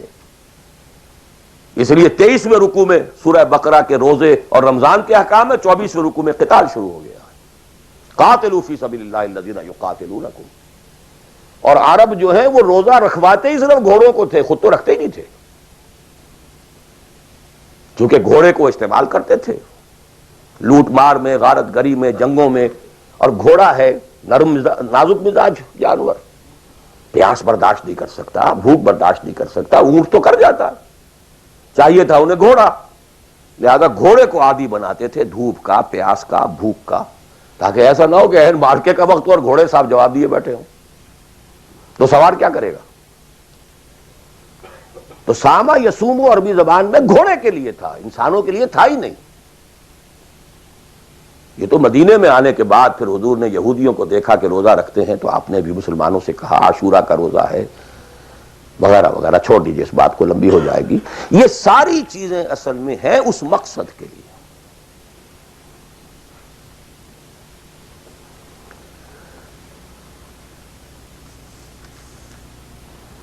اب دیکھیے کہ اب پریکٹیکلی ہم آتے ہیں مسئلے کے اوپر۔ آئی ہوپ میں اس سے زیادہ میں کر نہیں سکتا، میرے لیے ممکن نہیں ہے کہ میں اپنے احساسات کو جیسے کہ میرے ہیں آپ تک منتقل کر دوں۔ اور میں جانتا ہوں ایسے لوگوں کو جو 30 برس سے مجھے سن رہے ہیں اور یہ ساری باتیں سن رہے ہیں اور ٹس سے بس نہیں ہوتے۔ زمیں جنبد نہ جنبد گل محمد، ان کا وہی کانسیپٹ ہے، اس لیے کہ یہ کانسیپٹ 1400 برس میں جا کر جو ہے مکمل ہوا ہے، پختہ ہو گیا۔ 30 برس تھے خلافت راشدہ کے، اس کے بعد ڈاؤن فال، کانسیپٹ سٹارٹڈ چینجنگ، دین مذہب بنتا چلا گیا، سارا ایمفیسس نماز روزے حج و عبادت پر ہو گیا، دین کا تصور ہی ختم، اور پھر ہم میں سے جو لوگ غلام رہے وہ تو اتنے خوگر ہو گئے کہ ملا کو جو ہے ہند میں سجدے کی اجازت، ناداں یہ سمجھتا ہے کہ اسلام ہے آزاد۔ بہت بڑے عالم دین نے کہا تھا یہ کہ ہمیں کوئی ایسا کام نہیں کرنا چاہیے جو ہماری حکمرانوں کو، انگریزوں کو پریشانی کا موجب بن جائے، اس لیے کہ انہوں نے ہمیں مذہبی آزادی دی ہوئی ہے، ہمارے نماز پڑھنے پہ کوئی قدغن نہیں ہے، ہمارے روزہ رکھنے پہ قدغن نہیں ہے، حج کرنے پہ قدغن نہیں ہے، لہذا we should be loyal to them۔ ملا کو جو ہے ہند میں سجدے کی اجازت، ناداں یہ سمجھتا ہے کہ اسلام ہے آزاد۔ یہ کانسیپٹ اتنے پختہ ہو چکے ہیں، اتنے پختہ ہو چکے ہیں، ریچولزم، رسومات، رہ گئی رسم ازاں روح بلالی نہ رہی، فلسفہ رہ گیا تلقین غزالی نہ رہی، نماز و روزہ و قربانی و حج یہ سب باقی ہیں، تو باقی نہیں ہے۔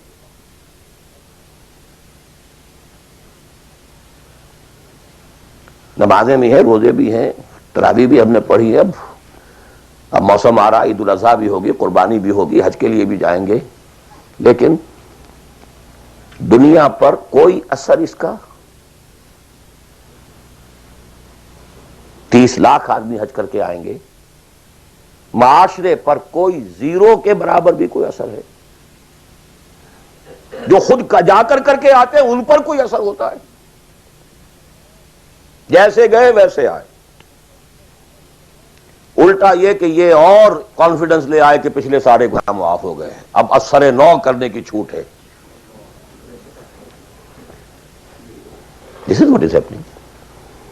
اور میں اپنا 35 سال کا تجربہ آپ کو بتا رہا ہوں۔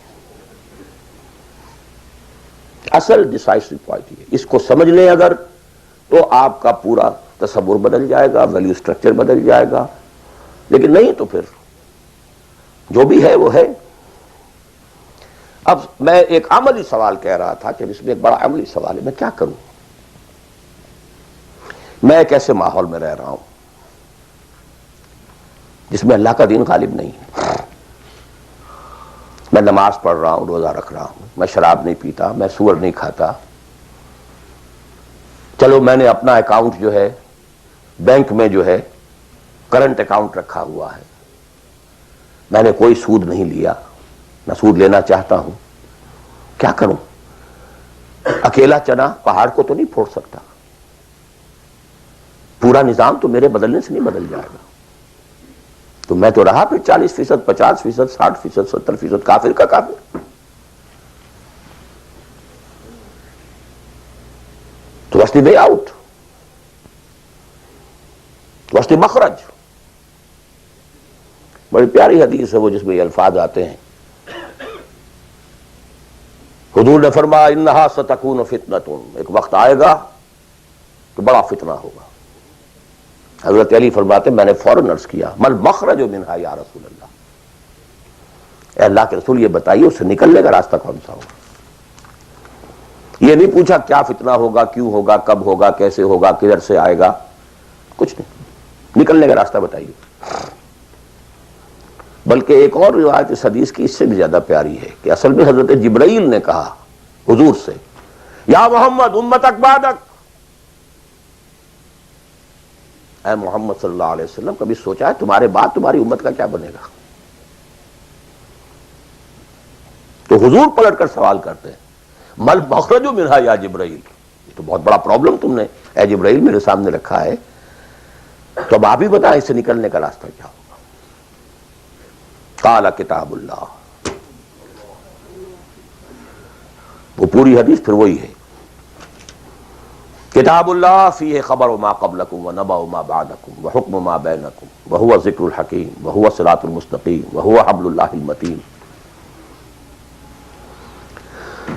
اس کا مخرج کیا ہے؟ یہ ہے اصل میں میرے اور اگر تو یہ بات سمجھ میں آ گئی اس کے لیے تصور سمجھ لیجئے، ہمارے دین میں کفارے کا ایک تصور ہے۔ آپ نے روزہ توڑ دیا، وہ تو ٹوٹ گیا، کیا کروں، جڑ تو نہیں سکتا۔ کب اشکوں سے جڑ سکتا ہے؟ جو ٹوٹ گیا سو ٹوٹ گیا۔ موتی ہو کہ شیشہ جام کے بل، جو ٹوٹ گیا سو ٹوٹ گیا۔ تم ناحق ٹکڑے چن چن کر دامن میں چھپائے بیٹھے ہو، شیشوں کا مسیحا کوئی نہیں، کیا آس لگائے بیٹھے، وہ تو ٹوٹ گیا، لیکن اس کا کفارہ دے دیا گیا۔ کفارہ ہے، قسم کھائی تھی، یہ نہیں ہے کہ اب توڑ نہیں سکتے، غلط کھا بیٹھے، توڑو، کفارہ۔ آج میں اس لفظ کفارہ کے حوالے سے آپ کے سامنے وہ بات رکھ رہا ہوں۔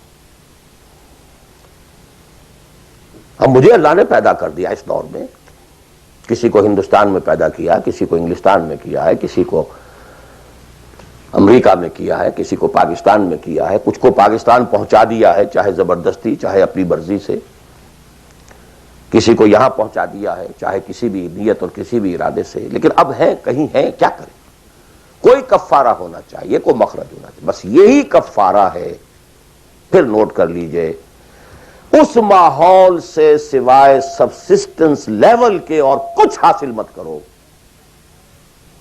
اور اس سبسسٹنس لیول پر بھی جو کچھ تم نے کھایا پیا ہے اور سانس لیا ہے، جو انرجی کریٹ ہوئی ہے، اس کا میکسیمم اس جہاد میں صرف کر دو کہ اس نظام کو بدلو۔ تمہاری یہ جد و جہد، تمہاری یہ کوشش کفارہ بن جائے گی اس کا۔ معذرۃ الی ربکم، معذرت پیش کر سکو گے اللہ کے۔ اے اللہ، میں نے اس نظام کے ساتھ ریکنسائل نہیں کیا۔ اے اللہ، میں نے اپنی توانائیوں اور اپنی محنتوں سے نہ اپنے لیے کوئی جاگیر بنائی، نہ اپنے لیے جائیداد بنائی۔ اے اللہ، میں کوئی دولت چھوڑ کر نہیں مرا۔ اے اللہ، میں نے اپنے بچوں کو بھی اسی کام کے لیے لگا دیا تھا۔ میں نے ان کی دنیا سے بڑھ کر ان کی عاقبت کی فکر کی ہے۔ نہیں کر سکا، آگے کچھ نہیں ہو سکا تو میں بے بس ہوں۔ حضرت نوح بھی تو بے بس تھے، کیا کر گئے؟ لیکن اگر کسی بھی درجے میں ریکنسیلیشن ہے، کمپیٹیبلٹی ہے، اس کو آپ نے ایکسپٹ کر لیا ہے، اس میں پھلنے پھولنے اور پھیلنے کا بندوبست کر رہے ہیں، you are doomed. Everything will be multiplied by a big zero and will become a zero۔ یہ ہے جو میں سمجھا۔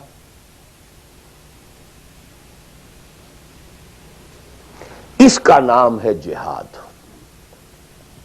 کانسٹنٹ فرکشن، کانسٹنٹ اسٹرگل، جان مال، ان صلاتی و نسکی و محیای و مماتی للہ رب العالمین۔ میری زندگی کا مقصد تیرے دین کی سرفرازی، میں اسی لیے مسلمان، میں اسی لیے نمازی۔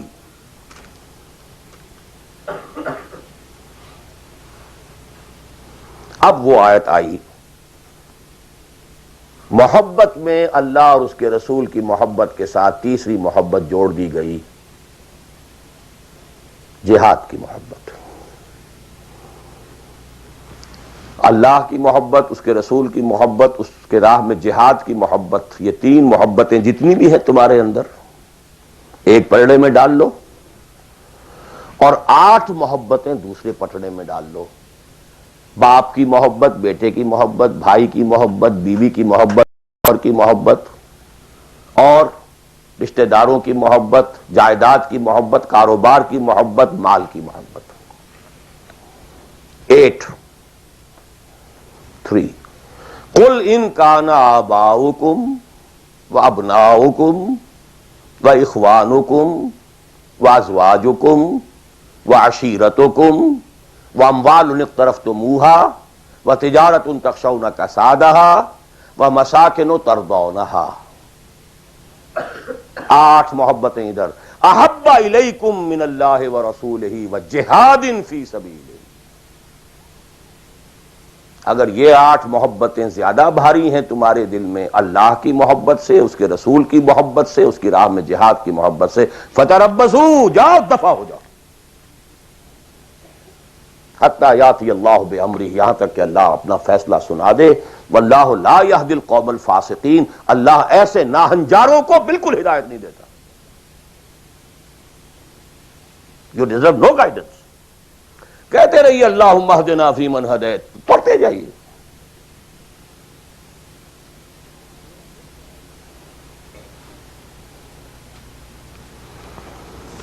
تیرا دل تو ہے صنم آشنا، تجھے کیا ملے گا نماز میں. جو میں سر بسجدہ ہوا کبھی تو زمین سے آنے لگی صدا. تیرا دل تو ہے صنم آشنا، تجھے کیا ملے گا نماز میں.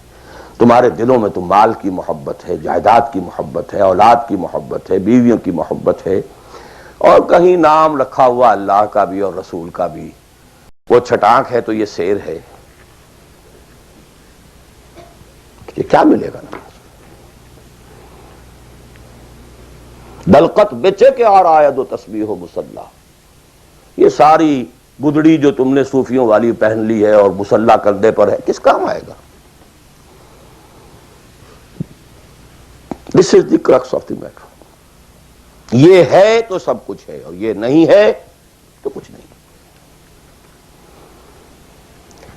اب جہاں تک اس کا تعلق ہے کہ وہ جد و جہد کیسے ہو، کس طرح کی جائے، طریقہ کار کیا ہو، اس میں میں اس وقت نہیں جانا چاہتا. وہ ایک بالکل ڈفرنٹ ایشو ہے. یہ ایشو کلیئر ہو جائے تو پھر آدمی خود تلاش کرے گا. If there is no other way out, اب تو وہ خود تلاش کرے گا. پیٹ کھانے کو مانگتا ہے تو کہیں کوئی رسی چلاتا ہے، کہیں کوئی ٹوائلٹ صاف کرتا ہے، کہیں کچھ اور کرتا ہے، کہیں برف کے شاول اٹھا کے پھینک رہا ہے 10-10 گھنٹے. کسی کو کہنے کی ضرورت نہیں کہ یہ کام ضرور کرو، پیٹ کھانے کو مانگتا ہے. It's your own requirement. جب یہ محسوس ہو جائے یہ میرا فرض ہے، اور یہ فرض ہے، یہ کوئی اضافی نیکی نہیں ہے، یہ نوافل نہیں ہے. نوافل تو اگر دین کا ماحول، دین قائم ہوتا پھر تو نوافل کا میدان تھا. جڑ سے وہ نظام ہی نہیں ہے تو فرض عین پہلا یہ ہے کہ اس کو بدلو. اگر یہ معلوم ہو جائے کہ اگر میں یہ نہیں کر رہا تو میں کافر شمار ہو رہا ہوں، میں ظالم شمار ہو رہا ہوں، میں فاسق شمار ہو رہا ہوں. لستم علی شیء حتی تقیموا التوراۃ والانجیل وما انزل الیکم من ربکم یا ایھا الذین آمنوا لستم علی شیء حتی تقیموا القرآن وما انزل الیکم من ربکم. اب جہاں تک اس کا تعلق ہے کہ وہ جد و جہد کیسے ہو، کس طرح کی جائے، طریقہ کار کیا ہو، اس میں میں اس وقت نہیں جانا چاہتا. وہ ایک بالکل ڈفرنٹ ایشو ہے. یہ ایشو کلیئر ہو جائے تو پھر آدمی خود تلاش کرے گا. If there is no other way out, اب تو وہ خود تلاش کرے گا. پیٹ کھانے کو مانگتا ہے تو کہیں کوئی رسی چلاتا ہے، کہیں کوئی ٹوائلٹ صاف کرتا ہے، کہیں کچھ اور کرتا ہے، کہیں برف کے شاول اٹھا کے پھینک رہا ہے 10-10 گھنٹے. کسی کو کہنے کی ضرورت نہیں کہ یہ کام ضرور کرو، پیٹ کھانے کو مانگتا ہے. It's your own requirement. جب یہ محسوس ہو جائے یہ میرا فرض ہے، اور یہ فرض ہے، یہ کوئی اضافی نیکی نہیں ہے، یہ نوافل نہیں ہے. نوافل تو اگر دین کا ماحول، دین قائم ہوتا پھر تو نوافل کا میدان تھا. جڑ سے وہ نظام ہی نہیں ہے تو فرض عین پہلا یہ ہے کہ اس کو بدلو. اگر یہ معلوم ہو جائے کہ اگر میں یہ نہیں کر رہا تو میں کافر شمار ہو رہا ہوں، میں ظالم شمار ہو رہا ہوں، میں فاسق شمار ہو رہا ہوں. لستم علی شیء حتی تقیموا التوراۃ والانجیل وما انزل الیکم من ربکم یا ایھا الذین آمنوا لستم علی شیء حتی تقیموا القرآن وما انزل الیکم من ربکم. ہمارے ہاں تمہاری کوئی حیثیت ریکگنائزڈ ہے ہی نہیں جب تک کہ تم قائم نہیں کرتے. اور قائم کرنے کا بدل کفارہ کیا ہے کہ اپنا تن من دھن لگا دو. قائم ہو نہ ہو جائے تو کیا کہنے، گر جیت گئے تو کیا کہنا، ہارے بھی تو بازی مات نہیں. قل هل تربصون بنا الا احدى الحسنيين. ان دونوں حالتوں میں ہمارے لیے تو حسنہ ہی حسنہ ہے. سب کے سب مر گئے، قتل ہو گئے، رومیوں کے ہاتھوں سب ہلاک ہو گئے، تب بھی ہمارے لیے تو کامیابی ہی کامیابی ہے. اور ہم جیت کر اگر آ گئے تب تو تم بھی کہو گے کہ کامیابی کے ساتھ لوٹ آئے. تو ہمارے لیے تو کس چیز سے ڈراتے ہو؟ جب منافقین مدینہ کہہ رہے تھے لا تنفروا فی الحرب، کیا ہو گیا تمہارا دماغ خراب ہو گیا ہے؟ اب تک تو یہ عربوں کے آپس کی انفائٹنگ ہوتی تھی. You are going against Roman empire having standing armies, trained armies, Roman legions. You want to confront them? ہوش کے ناخن لو. جواب کیا دیا گیا؟ قل لن يصيبنا الا ما كتب الله لنا هو مولانا هل تربصون بنا الا احدى الحسنيين. We don't have to lose anything. ہر حال میں جیت جیت ہے. گر جیت گئے تو کیا کہنا، اور ہارے بھی تو بازی مات نہیں. سکسس ہی سکسس. تو وہ طریقہ کیا ہے، اس کے سٹیجز کیا ہے، میں نے بہت تفصیل سے، اللہ کا شکر ہے، یہ چیزیں انگریزی میں بھی، میتھوڈالوجی کیا ہے، ریولوشن کی میتھوڈالوجی کیا ہے. بس یہ کہ جو میں نے کل بھی رات میں بیان کیا تھا کہ اگرچہ دین تمام انبیاء کا ایک رہا، لیکن شریعت و منہاج علیحدہ علیحدہ رہے. شرع لکم من الدین ما وصى به نوح والذی اوحینا الیک وما وصینا به ابراہیم وموسیٰ وعیسیٰ. لیکن وَلِكُلٍّ جَعَلْنَا مِنْكُمْ شِرْعَةً وَمِنْهَاجًا. شریعت سپریٹ، منہاج سپریٹ. ہمارے لیے لازم شریعت محمدی اور منہج محمدی صلی اللہ علیہ وسلم. اس میں ساری نفی ہے. جی حضرت یوسف نے تو یوں کیا تھا. بھئی کیا تھا، وہ تو غیر اسلامی ماحول میں جا کر اور غیر اسلامی حکومت کے اندر انہوں نے ایک بہت اونچا آفس لے لیا تھا. انہوں نے پہلے شرط یہ لگائی، پہلے ایمان لاؤ پھر میں آ کے تمہارے ہاں یہ کام کروں گا. وہ منہج اور منہاج ہمارے لیے نہیں ہے. اب لقد کان لکم فی رسول اللہ اسوۃ حسنہ لکل جعلنا منکم شرعۃ ومنہاجا. اب آپ یہ کہیں کہ صاحب ان کے ہاں تو شراب حرام نہیں تھی، تو نہیں تھی، تو نہیں تھی. ہمارے ہاں حرام ہے.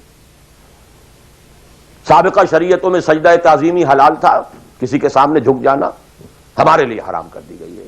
شریعت اب محمد کی ہے صلی اللہ علیہ وسلم. بمصطفیٰ برساں کی خیش را کے دی ہم اگر بہو نہ رسیدی تمام بولا حبیث. اسی طرح منہج اور منہاج محمد کا ہوگا صلی اللہ علیہ وسلم. لن یصلح آخر هذه الامہ الا بما صلح به اولها. اس امت کے آخری حصے کی اصلاح نہیں ہو سکے گی مگر صرف اس طریقے سے جس طریقے پر کہ پہلے حصے کی اصلاح ہوئی تھی. اب یہ ہے آپ کے لیے، آپ کی سمجھ ہے، آپ کی صلاحیت ہے، آپ ذہین ہیں، آپ تعلیم یافتہ ہیں. Read between the lines of the سیرہ. منہج اخذ کیجئے سیرت سے. کیا منہج تھا، کیا میتھوڈالوجی، کیسے آپ نے کام شروع کیا، کتنے سٹیجز سے گزرے، کسی ایک سٹیج سے دوسری سٹیج میں جانے کے لیے کیا شرط تھی، کس درجے تک ایک کام اکمپلش ہو جائے تو پھر اگلے درجے پہ قدم رکھا جائے. یہ ساری چیزیں وہ آپ کو ڈیڈیوس کرنی ہوں گی، انفر کرنی ہوں گی. اس کا استدلال کیجئے، استنباط کیجئے، استخراج کیجئے اور اس سے نکالیے. لیکن یہ کہ میں اس وقت اس تفصیل میں نہیں جا رہا ہوں، سوائے ان دو باتوں کے کہ نمبر ایک، منہج، منہاج، میتھوڈالوجی لازماً سیرت محمدی سے لینی ہوگی صلی اللہ علیہ وسلم. اور دوسری بات، یہ کام ہرگز ہرگز انفرادی طور پر نہیں ہو سکتا. اس کے لیے جماعت لازم ہے. دھوکہ دیں گے اپنے آپ کو اگر سمجھتے ہیں کہ ہم یہ کام کر رہے ہیں. ہاں ایک آدمی ہے جماعت بنانے کی دھن میں لگا ہوا ہے، ابھی لوگ اس کے ساتھ نہیں آئے، وہ جماعت کے حکم میں ہے. کان ابراہیم امتن قانتن. کل آ جائیں گے، پرسوں آ جائیں گے. کوئی وقت آئے گا کہ گئے دن کے تنہا تھا میں انجمن میں، یہاں اب میرے رازداں اور بھی ہیں. آخر حضور کو بھی پہلے دن تو 4 ہی ملے تھے. خدیجہ الکبریٰ رضی اللہ تعالی عنہ، ابو بکر صدیق رضی اللہ تعالی عنہ، علی رضی اللہ تعالی عنہ، زید ابن حارثہ رضی اللہ تعالی عنہ، 4 ہی تو ملے تھے نا. اور 10 برس میں جا کے بھی بمشکل 125 ملے تھے. ایسا نہیں تھا کہ ٹھٹ کے ٹھٹ لگ گئے ہوں اور ہزاروں اور لاکھوں آ گئے. In the 10th year after the beginning of Wahi, not more than 125 or maximum 150 people were around him. لیکن جماعت، ید اللہ علی الجماعہ، علیکم بالجماعہ. اور اس میں حضرت عمر کا جو اثر ہے، اثر کو بھی ہم حدیث کہتے ہیں. حدیث 2 چیزوں کے مجموعے کا نام ہے، اخبار و آثار، رسول کا کوئی قول، کوئی فعل، کوئی تقریر، کسی چیز کو آپ نے دیکھا اور برقرار رکھا، یہ خبر کہلاتی ہے۔ صحابی کا کوئی فعل، کوئی قول یا تقریر، یہ اثر کہلاتی ہے۔ اخبار جمع آثار یہ حدیث ہے۔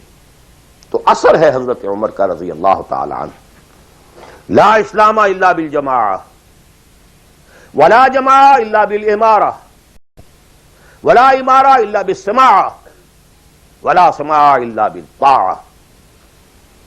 کوئی اسلام نہیں بغیر جماعت کے، کوئی جماعت نہیں بغیر امارت کے، کوئی امارت نہیں جب تک کہ حکم سنا نہ جا رہا ہو، اور کوئی سماعت کے معنی نہیں جب تک کہ حکم مانا نہ جائے۔ جماعت ایسوسیشن نہیں، انجمن نہیں، سوسائٹی نہیں، ادارہ نہیں۔ Institution is something else, association is something else, organization, party, حزب اللہ، حزب الشیطان، clear cut polarization. This polarization takes some time. وقت لگتا ہے۔ 10-15 سال میں جو خیر کا عنصر تھا پولرائز ہو کر حضور کی طرف آ گیا، جو شیطانی ایلیمنٹ تھا وہ دوسری طرف جمع ہو گئے۔ آئونائزیشن ہوئی ہے، پازیٹیو آئنز ایک طرف، نیگیٹو آئنز ایک طرف، جانے جانے۔ It took time. لیکن یہ کہ اب آئیڈینٹیفائی ہو گئے، اولئک حزب الشیطان، اولئک حزب اللہ۔ This is the party of شیطان، this is the party of اللہ۔ اور تیسری بات یہ اس جماعت کے ضمن میں، جماعت جو ہے جس میں کہ سمع و طاعت ہو، وہ جماعت ہے، listen and obey۔ اس سے کمتر جماعت نہیں ہے۔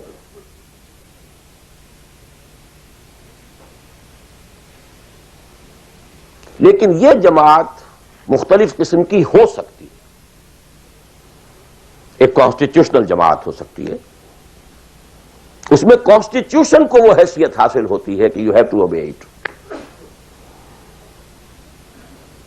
کوئی اس کا صدر بنتا ہے تو حلف لیتا ہے کہ I will be loyal to this constitution. اب یہ بھی تو ایک جماعت ہے نا، امریکن نیشن ایک جماعت ہے، اس کا ایک کانسٹیٹیوشن ہے۔ صدر آئے گا حلف لے گا، کوئی اور آئے گا حلف لے گا، چیف جسٹس ہوگا حلف لے گا، اس کانسٹیٹیوشن کا، کسی آدمی کا نہیں ہے اس میں حلف۔ Not personal allegiance to anybody, allegiance to the constitution۔ اسی طریقے سے جماعتیں بنے، ان کا دستور ہو، یہ ممبرشپ کی ریکوائرمنٹ ہے، یہ آپ پورا کریں گے ممبر بن جائیں گے، آپ امیر منتخب کریں گے کثرت رائے سے، پھر یہ کہ امیر جو ہے وہ بھی شورا بھی منتخب کریں گے، شورا کی رائے کا وہ پابند ہوگا یا نہیں ہوگا، کس درجے میں ہوگا، کس درجے میں، آپ بنا لیجئے کانسٹیٹیوشن، اور جو شخص بھی شامل ہوگا وہ اس کانسٹیٹیوشن کا حلف اٹھائے گا۔ To abide by this constitution۔ اس قسم کی جتنی جماعتیں ہیں، please take it from me, مباح ہیں، جائز ہیں، حلال ہیں، بشرطے کہ اس میں ڈسپلن ہے، اوبیڈینس ہے۔ دی اونلی ڈفرنس از کہ اس میں اوبیڈینس یا ڈسپلن کسی فرد کے ساتھ الیجینس پر نہیں ہے، بلکہ ایک کانسٹیٹیوشن کے ساتھ الیجینس پر ہے۔ But you have to obey, listen and obey، can't go beyond that constitution۔ تو مباح اور حلال اور جائز ہر وہ جماعت ہے، خواہ کسی بنیاد پر بنی ہوئی ہو، جس میں ڈسپلن ہے اور سمع و طاعت ہے، listen and obey ہے۔ لیکن منصوص، مسنون، معصور، یہ تین الفاظ، منصوص وہ شے ہے کہ جس کا ذکر قرآن اور حدیث میں ہو، نص یہ ہے ہماری۔ مسنون وہ شے ہے جس پر حضور نے عمل کیا ہو۔ معصور وہ شے ہے جس پر کہ آپ کے بعد بھی ہماری امت کے لوگوں نے عمل کیا ہے۔ صرف ایک طریقہ ہے اور وہ ہے پرسنل بیعت کا، شخصی بیعت، allegiance to a person۔ That is called بیعت۔ ہمارے ہاں حضور نے لی تو بیعت لی، حالانکہ آپ نبی تھے، رسول تھے، آپ کی اطاعت تو کرنی ہی کرنی تھی، اس کا کوئی سوال ہی پیدا نہیں ہوتا، کسی اور ایڈیشنل فارمل کسی ایگریمنٹ کی کوئی ضرورت ہی نہیں۔ But he had to leave some uswa for the ummah. اگر یہ نہ ہوتا تو بعد میں والوں کے لیے، بعد میں تو کوئی نبی تو نہیں آنا، رسول تو نہیں آنا، اسوا کہاں سے آتا پھر؟ بایعنا رسول اللہ صلی اللہ علیہ وسلم علی السمع والطاعۃ فی العسر والیسر والمنشۃ والمکرہ وعلی عثرۃ علینا وعلی لا ننازع امر اہلہ وعلی نقول بالحق اینما کنا لا نخاف فی اللہ لومۃ لائم. متفق علیہ، بخاری مسلم دونوں میں یہ حدیث موجود ہے. عبادہ ابن صامت رضی اللہ تعالیٰ. سوچئے جب رسول مان لیا تو یہ ساری باتیں کہنے کی ضرورت کیا ہے؟ Sometimes I do wonder, brother, when you say Allahumma taqabbal minna ruku'ana wa sujudana wa what's this? Salatana, yakfi inshallah. Rabbana taqabbal minna innaka antas sami'ul alim. Everything. Why to go on counting them? اور کیا چیز اللہ تعالیٰ تسبیح ہے، تحمید ہے، تکبیر بھی ہم کر رہے ہیں، تکبیرنا و تسبیحنا و تحمیدنا و رکوعنا و سجودنا و قنوتنا، everything. One thing, sufficient. ربنا تقبل منا انك انت السميع العليم. وإذ يرفع ابراهيم القواعد من البيت واسماعيل ربنا تقبل منا انك انت السميع العليم. So actually, but here we find, اطاعہ حضور کے لیے ایک بات تھی، ماننا ہے، ہر حکم ماننا. لیکن یہ ساری شرطیں کیوں دی محمد نے صلی اللہ علیہ وسلم؟ It was not an oratory, یہ کوئی خطابت نہیں تھی، لفاظی نہیں تھی. یہ در حقیقت اس جماعت کے لیے ناگزیر شرائط ہے. سمع و طاعت فی العسر والیسر، سننا اور ماننا چاہے مشکل ہو چاہے آسانی ہو. والمنشط والمکرہ، چاہے طبیعت آمادہ ہو اور چاہے طبیعت پر جبر کرنا پڑے. کوئی معاملہ تھا، فیصلہ ہوا ہے جو آپ کی رائے کے خلاف ہوا ہے، لیکن فیصلہ ہے، امیر کا حکم ہے. اب آپ کو اپنی طبیعت پر جبر کرنا پڑے گا اسے ماننے کے لیے، ماننا ہوگا. اور اگر فیصلہ آپ کی رائے کے مطابق ہوا ہے تو آپ بڑے شرح صدر کے ساتھ اس پر عمل کریں گے. وَعَلَىٰ عَثَرَةٍ عَلَيَّ، چاہے آپ دوسروں کو مجھ پر ترجیح دے دیں، that is the main thing. جماعتوں کا بیڑا غرق تو ہوتا ہے اس چیز سے. آپ نے اس کو کیوں بنا دیا؟ میں پرانا آدمی، میں سینئر آدمی، آپ نے زید ابن حارثہ کو بنا دیا. یہ تو آزاد شدہ غلام ہے. بڑے بڑے جلیل القدر جو ہیں قریش کے سردار اس کے کہہ جائیں گے. حضور کا چچا زاد بھائی ساتھ ہے. زید شہید ہوئے ہیں. جعفر طیار رضی اللہ تعالی عنہ، ابن ابی طالب، he was under him. پھر آخری لشکر میں آپ نے اسامہ کو بنا دیا، اور ستم بالا ہے ستم. ینگ مین، اس کی کمانڈ میں آپ دے رہے ہیں کبار صحابہ کو. No, it's your prerogative. To whomsoever you give the office, it's your prerogative. We are not going to question it. کبھی نہیں آپ پر اعتراض کریں گے. علی عثرۃ علینا، آپ جس کو چاہیں ہم پر ترجیح دیں. لا ننازع الامر اہلہ، اور جس کو آپ ذمہ دار امیر بنا دیں گے اس سے جھگڑیں گے نہیں، کوآپریٹ کریں گے. وَلَا نَقُولَ بِالْحَقِّ أَيْنَمَا كُنَّا لَا نَخَافُ فِي اللَّهِ لَوْمَةَ لَائِمٍ. البتہ جہاں بھی ہوں گے حق بات کہیں گے، جو اپنی رائے ہے وہ ضرور دیں گے، زبان اپنی بند نہیں کریں گے کہ خام خواہ کوئی مذاق اڑے گا میں نے یہ بات کہہ دی. نہیں، I won't withhold my opinion. وہ میں بیان کروں. Complete constitution of حزب اللہ ایک حدیث میں. بہرحال اب آخری بات کی طرف میں آ رہا ہوں. ذرا پھر گن لیجئے کہاں سے ہم چلے تھے. 100 بات کی ایک بات، ہاتھی کے پاؤں میں سب کے پاؤں، ایک لفظ عبادت پورا کر دو، نجات بھی ہے، فوز بھی ہے، فلاح بھی ہے، سب کچھ. اس میں تو یہی ہے کہ آپ کامیاب ہو گئے تو جتنا آپ گڑ ڈالیں گے اتنا میٹھا ہوتا جائے گا، جتنا اور ایکزرٹ کریں گے اتنا نمبر زیادہ آتے جائیں گے. وہ پھر رشد بھی ہوگا، سعادت بھی ہوگی، فوز بھی ہوگی، فلاح بھی ہوگی. بٹ منیمم نجات. عبادت کے دو اجزاء لازم، جسم کے مانند ویزیبل جز ٹوٹل اوبیڈینس، روح کے مانند اس کی اصل اسپرٹ اللہ کی محبت. اوبیڈینس اور محبت میں اللہ اور رسول دونوں یکجا، نظری طور پر اللہ اول رسول ثانی، عملاً رسول اول اللہ ثانی. اوبیڈینس میں غلطی ہو جائے وقتی طور پر، غیر شعوری طور پر، بھول میں، چوک میں، جذبات کے طوفان میں، وقتی طور پر ماحول سے اثر انداز ہو کر، ٹھیک ہے فوراً توبہ کر لو، اللہ معاف کر دے گا. ایک گناہ بھی اگر مستقلاً جان بوجھ کر اپنی زندگی کے اندر داخل کر لیا تو یہ بگ زیرو ہے، سارا بقیہ زیرو سے ضرب کھا کر زیرو ہو جاتا. تین چیزیں ایکسکلوسیو اللہ کے لیے ہیں. دعا صرف اللہ سے، تعظیم کے لیے جو مظاہر ہیں، قنوت ہو، رکوع ہو، سجود ہو، صرف اللہ کے. اخلاص اور احتساب، مقصد ہو آپ کا اللہ کی رضا اور جزا بھی صرف اسی سے، یہ ایکسکلوسیو اللہ کے لیے تھی. اس کے بعد ہم نے کہا کہ انفرادی اور اجتماعی یہ مختلف دائرے ہوتے ہیں. انفرادی آدمی کر سکتا ہے، چاہے دقت آتی ہے کر سکتا ہو، چاہے بھوک آ جائے، فاقہ آ جائے، جان پر بن جائے، کر سکتا ہو. یہ ایک دائرہ ہے. نہیں کر رہا تو ناہنجار ہے.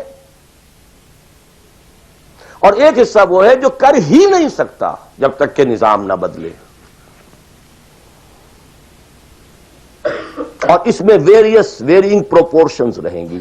اب میں تھوڑا سا آپ کو ان ویرینگ پروپورشنز کا اور ایک مختلف نسبت و تناسب کا ایک نقشہ دکھانا چاہتا ہوں.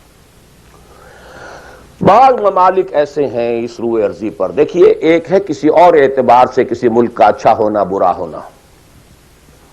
کہیں بادشاہت کا نظام ہے، کہیں ڈکٹیٹرشپ ہے، کہیں کچھ اور ہے، کہیں کچھ اور ہے، کہیں جو ہے بہت کرپشن ہے، کہیں رشوت زیادہ ہے، کہیں کوئی کچھ اور ہے. کچھ ان چیزوں کو چھوڑ دیجیے، اس وقت میں خالی شریعت کی بات کر رہا ہوں، حلال اور حرام کی بات کر رہا ہوں. کچھ ممالک ایسے ہیں جہاں شریعت پر عمل کرنے کا دائرہ کافی وسیع ہے. نماز، روزہ، حج، زکوٰۃ بھی آپ کر سکتے ہیں. آپ کا پرسنل لا بھی پورا آپ کے مطابق ہے. شادی، بیاہ، نکاح، طلاق ٹوٹلی آپ کے اپنے ہاتھ میں ہے. لا آف انہیریٹنس بھی آپ کا چل سکتا ہے. کسی درجے میں حدود اور جو ہے سزائیں، حدود و تعزیرات بھی نافذ ہیں. اگرچہ پورا نظام تو نہیں ہے اللہ کا، ٹوٹل تو نہیں ہے. سودی نظام ہے، معیشت یہ ہے، فلاں ہے، بادشاہت ہے، یہ ہے، وہ ہے، سب کچھ ہے، ظلم ہے. لیکن یہ چیزیں انفرادی اعتبار سے دائرہ وہاں کافی وسیع ہے. اس کی مثالیں ہیں سعودی عرب، ایران آف ٹوڈے، اور مجھے زیادہ حالات معلوم نہیں ہے لیکن مجھے توقع ہے کہ سوڈان آف ٹوڈے، اور میرے خیال میں اس کے علاوہ کوئی نہیں. اس کے بعد ایک اور دائرہ آتا ہے اور وہ میرے نزدیک اس میں ٹاپ پر پاکستان ہے. نماز، روزہ، حج، زکوٰۃ کیجیے. پرسنل لا وہ بھی آپ ویسے کہنے کو وہاں ہے قانون، لیکن یہ کہ بالفعل ایک آدمی چاہے تو اسلامی قانون پر عمل کر سکتا ہے. انہیریٹنس آپ اپنے حساب سے کر سکتے ہیں. دستور میں طے ہے حاکمیت اللہ کی. گویا کہ نظری اعتبار سے وہ ملک جو ہے وہ اللہ کی حاکمیت پر مبنی ہے. قرارداد مقاصد دستور کا جز بن چکی ہے.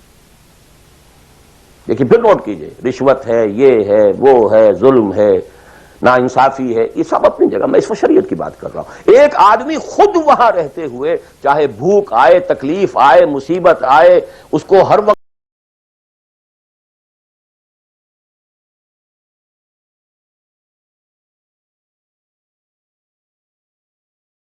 کچھ، لیکن آپ شریعت پر عمل کر سکتے ہیں. تکلیف اٹھا کر، مصیبت جھیل کر، پیٹ کاٹ کر، فاقہ کر کے، جو بھی ہے، بڑا کاروبار نہیں کر سکتے، چھوٹا تو کر سکتے ہیں، جس میں نہ انکم ٹیکس کا معاملہ آئے گا، نہ کسی اور کی خباثت آئے گی، نہ کچھ اور ہوگا، کر تو سکتے ہیں، پیٹ پال سکتے ہیں۔ یہ ایک ملک ہے پاکستان۔ پھر یہ کہ نظری طور پر وہاں اگرچہ بالفعل نہیں ہے، نظری طور پر قرارداد مقاصد، ساورنٹی بلانگس ٹو اللہ۔ اب اس کے بعد وہ ملک آتے ہیں کہ جو خالص سیکولر ہیں،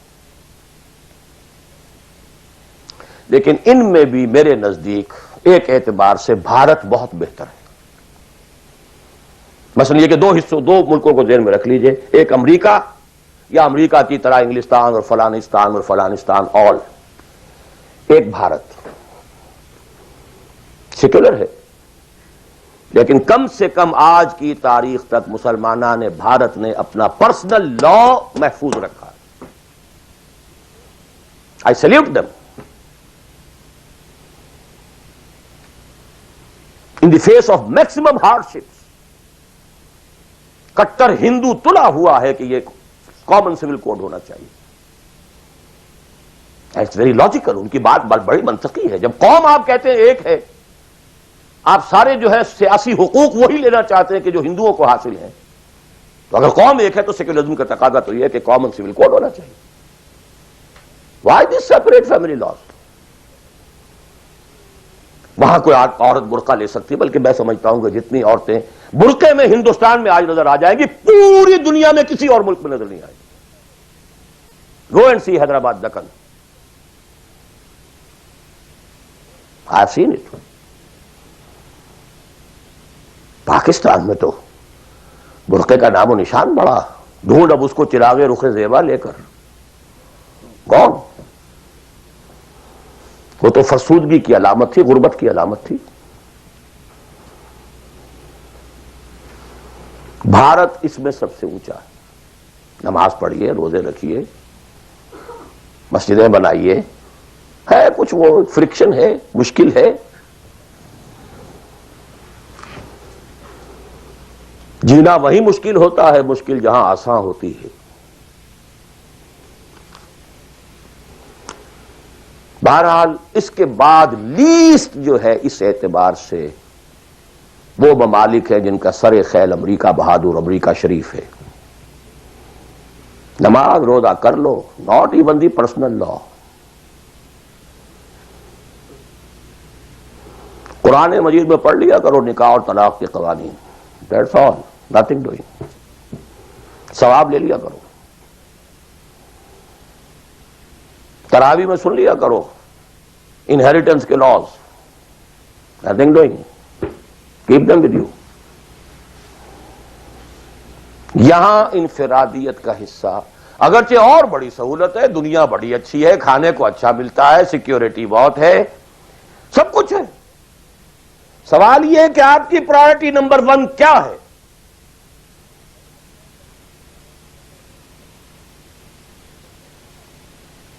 تو بائی چوائس اگر کسی کا مسئلہ ہے تو میرے نزدیک وہ بڑا مخدوش ہے۔ ایک شخص پیدا ہی یہاں ہوا ہے، وہ بات اور ہے بالکل۔ وہ تو ایسے ہی جیسے حضور مکے میں پیدا ہوئے، کفر کفر تھا، اسٹرگل کرے، کوشش کرے، جد و جہد کرے، اسی جد و جہد میں جان دے دے، you are successful. But by choice, جہاں زیادہ دین کا حصہ ہے اس کو چھوڑ کر جہاں کم حصہ ہے وہاں آنا، اور کس لیے آنا؟ For better life, for better living, for better earning, for more comforts, more enjoyments. اب میں کوئی لفظ استعمال نہیں کرنا چاہتا آگے، it's for everybody to decide himself. یہ گریڈیشن ضرور ذہن میں رکھیں۔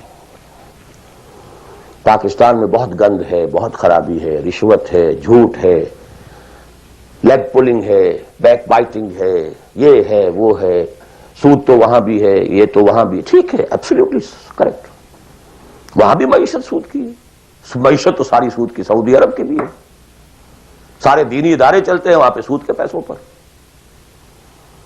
یہ ڈاکٹر غلام مرتضیٰ ملک صاحب نے مجھے بتایا، جو ٹی وی وغیرہ پہ کافی آتے ہیں، کہ ایک مرتبہ ان کی سیلری تھی، سعودی عرب میں وہ کام کرتے تھے، اس میں ہاؤس رینٹ کئی مہینے جو ہے وہ کسی غلطی کی وجہ سے وہ شامل نہیں کیا گیا، تو انہوں نے ایک ایریئرز کا بل بنایا۔ اب وہ بل گیا، اب وہ کئی مہینے ہو گئے، جا کے پوچھتے تھے تو جواب یہ دیتا تھا ما جعل قسط نہیں آئی ابھی۔ اب وہ کئی مہینے سننے کے بعد کہا واٹ از دس قسط؟ پتہ نہیں آپ کو شیخ؟ نہیں، اتنا روپیہ امریکن بینکس میں رکھا گیا ہے اس ادارے کے نام سے جس کے سود سے آپ کی تنخواہیں ملتی ہیں، وہ سود کی قسط آئی نہیں۔ جیسے دن سعودی عربیہ، آخر سارا پیٹرن تو وہی ہے نا، سیکھا تو یہیں سے ہے، جو کچھ سیکھا ہے، فاؤنڈیشنز بنتی ہیں، جو انڈومنٹس ہوتے ہیں، اسی سے ادارے چلتے ہیں، آخر اور کہاں سے ہیں؟ معلم کل تو یہی ہے نا۔ یہ صورتحال، لیکن پھر بھی گریڈز کا فرق جو میں نے آپ کو کہا، وہاں ایک شخص جتنے حصے پر زندگی میں دین پر عمل کر سکے گا، کہیں اور اتنے حصے پر بھی نہیں کر سکتا۔ اس اعتبار سے فرق اور ہے۔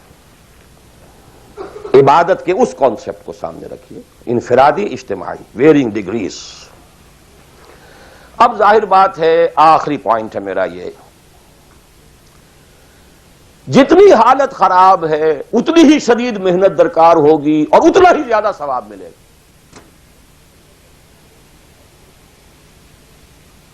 جہاں جتنی آسانی ہے اتنی ہی محنت کم ہے، اتنا ہی ثواب کم ہے۔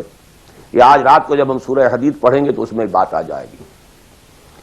لا يستوي منكم من انفق من قبل الفتح وقاتل اولئك اعظم درجة من الذين انفقوا من بعد وقاتلوا وكلا وعد الله الحسنى۔ لہذا حالات کی نامساعدگی، حالات خراب ہیں، یہ پرابلمز ہیں، یہ تو آپ کے لیے موقع کو زیادہ بڑھا رہے ہیں۔ You can earn more. Only you have to make a decision. What is your priority number one? Inna salati wa nusuki wa mahyaya wa mamati lillahi rabbil alamin. The minimum subsistence level کے لیے جو ضروری ہے وہ ٹھیک ہے، rest for Allah, for His deen. قل ان کان آباؤکم وابناؤکم واخوانکم وازواجکم وعشیرتکم واموال اقترفتموها وتجارۃ تخشون کسادها ومساکن ترضونها احب الیکم من اللہ ورسولہ وجہاد فی سبیلہ فتربصوا حتی یأتی اللہ بامرہ واللہ لا یہدی القوم الفاسقین۔ میں اللہ سے دعا کرتا ہوں کہ آپ اس کے لیے فرم فیصلہ کریں، اور اس کے لیے ظاہر بات ہے انفرادی حصے پر عمل انفرادی ہوگا، اجتماعی پر جماعت کے بغیر ممکن نہیں۔ کفارہ ادا کرنے کے لیے جماعت ہوگی، جماعت جو سم و طاعت کے ساتھ ہو، چاہے یہ سم و طاعت کسی دستور کا ہے اور چاہے یہ سم و طاعت کسی شخص کا ہے۔ دستور کے ساتھ سم و طاعت مباح ہے، جائز ہے، حلال ہے، لیکن ایک شخص کے ساتھ سم و طاعت منسوس ہے، مسنون ہے، معصور ہے، اور ان دونوں کے درمیان جو فرق و تفاوت ہے اس کو بیان کرنے کی ضرورت نہیں۔ آخر میں دوبارہ یاد دلا رہا ہوں وہ دعا، اللہم ارنا الحق حقا وارزقنا اتباعہ وارنا الباطل باطلا وارزقنا اجتنابہ، اللہم وفقنا لما تحب وترضى، اللہم وفقنا نہجر کل ما تکرہہ، اللہم وفقنا نجاہد فی سبیلک جہد استطاعتنا، اللہم وفقنا نجاہد فی سبیلک باموالنا وانفسنا، اللہم وفقنا نبذل اموالنا ننفق اموالنا ونبذل انفسنا فی سبیلک، اللہم لا تزغ قلوبنا بعد اذ ہدیتنا وہب لنا من لدنک رحمہ انک انت الوہاب۔ اے اللہ، ہمارے دلوں میں اگر اس وقت خیر کا کوئی رجحان پیدا ہوا ہے، کوئی عزم پیدا ہوا ہے، کوئی ارادہ پیدا ہوا ہے، تو اے اللہ اس ارادے کو تقویت دے، اس کو آگے بڑھا، اس پر عمل کرنے کی توفیق عطا فرما۔ اقول قولی ھذا واستغفر اللہ لی ولکم ولسائر المسلمین والمسلمات.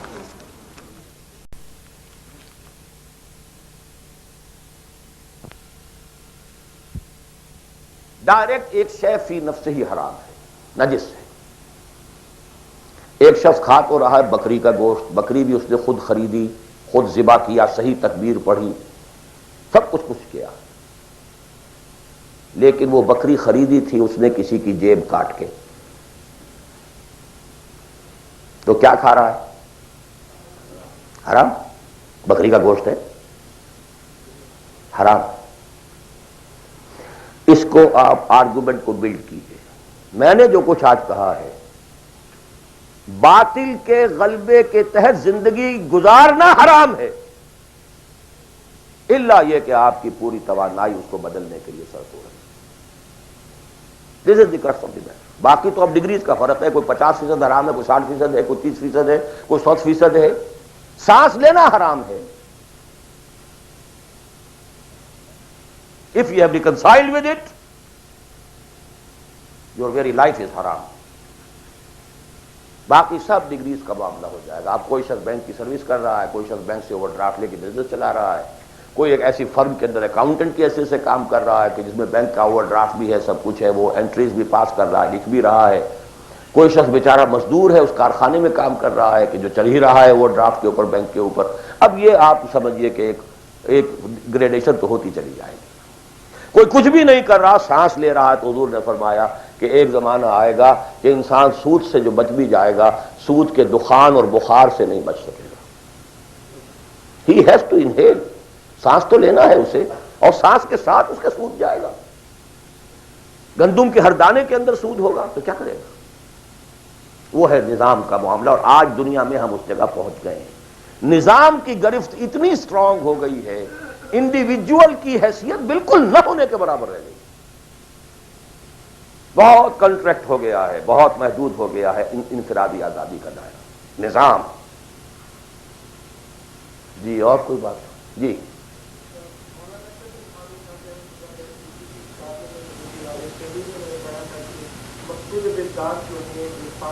بنیادی ارکان شہادت، نماز، روزہ، زکات، یہ چار 5 چیزیں جو ہیں یہ مقصود بذات ہے. آپ کی باتوں سے کچھ اندازہ ہوا مجھے کہ مقصود بذات نہیں ہے بلکہ مقصود بذات کچھ اور ہے جو آپ نے بھی بیان کیا. تو ذرا اس فرق کی کچھ وضاحت کرنا چاہیے. اب میں اس مولانا اشرف علی تھانوی صاحب کی شخصیت سے جو حسن ظن رکھتا ہوں، اس کی بنا پر میرا یہ گمان ہے کہ شاید آپ نے سمجھنے میں غلطی کی ہو، تو میں ان کی بات کی تردید نہیں کر رہا، جو بات آپ کہہ رہے ہیں اس کی تردید کر رہا ہوں. یہ تو اس حدیث صریح کے منافی ہے کہ جو سب سے زیادہ عام ہے اور ہر مسلمان کو یاد ہے، بنی الاسلام علی 5. 5 چیزوں پر اسلام قائم ہے. تو مقصود بالذات کیا ہے؟ اسلام یا نماز، روزہ، حج و زکات؟ اسلام. There are pillars and pillars are there to support the roof. The roof is Islam, عبادت. ادخلوا فی السلم کافہ. اعبدوا اللہ.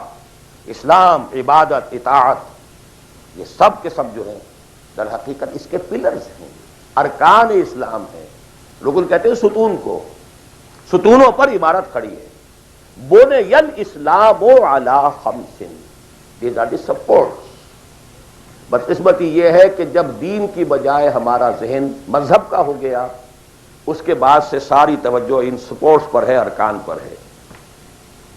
اور چھت کی جگہ چھوٹی سی ایک جو سیلنگ لگا رکھی ہے ہم نے، بس شراب حرام ہے، سور حرام ہے، سود وود چلتے جاؤ، جانے دو.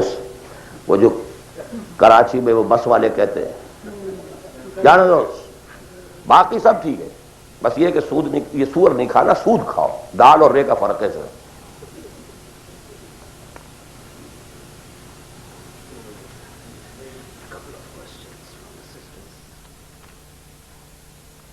تقریر تو میں نے اردو میں کی تھی، سوال انگریزی شریف میں آ رہے ہیں.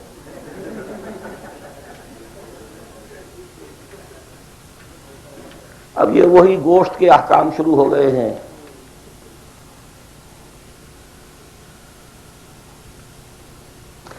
میں یہ سوالات آج نہیں لینا چاہتا. میں نہیں چاہتا کہ آپ لوگوں کا ذہن جو اصل تھیم ہے میری گفتگو کا اس سے ذرا ادھر ادھر ہٹے. جی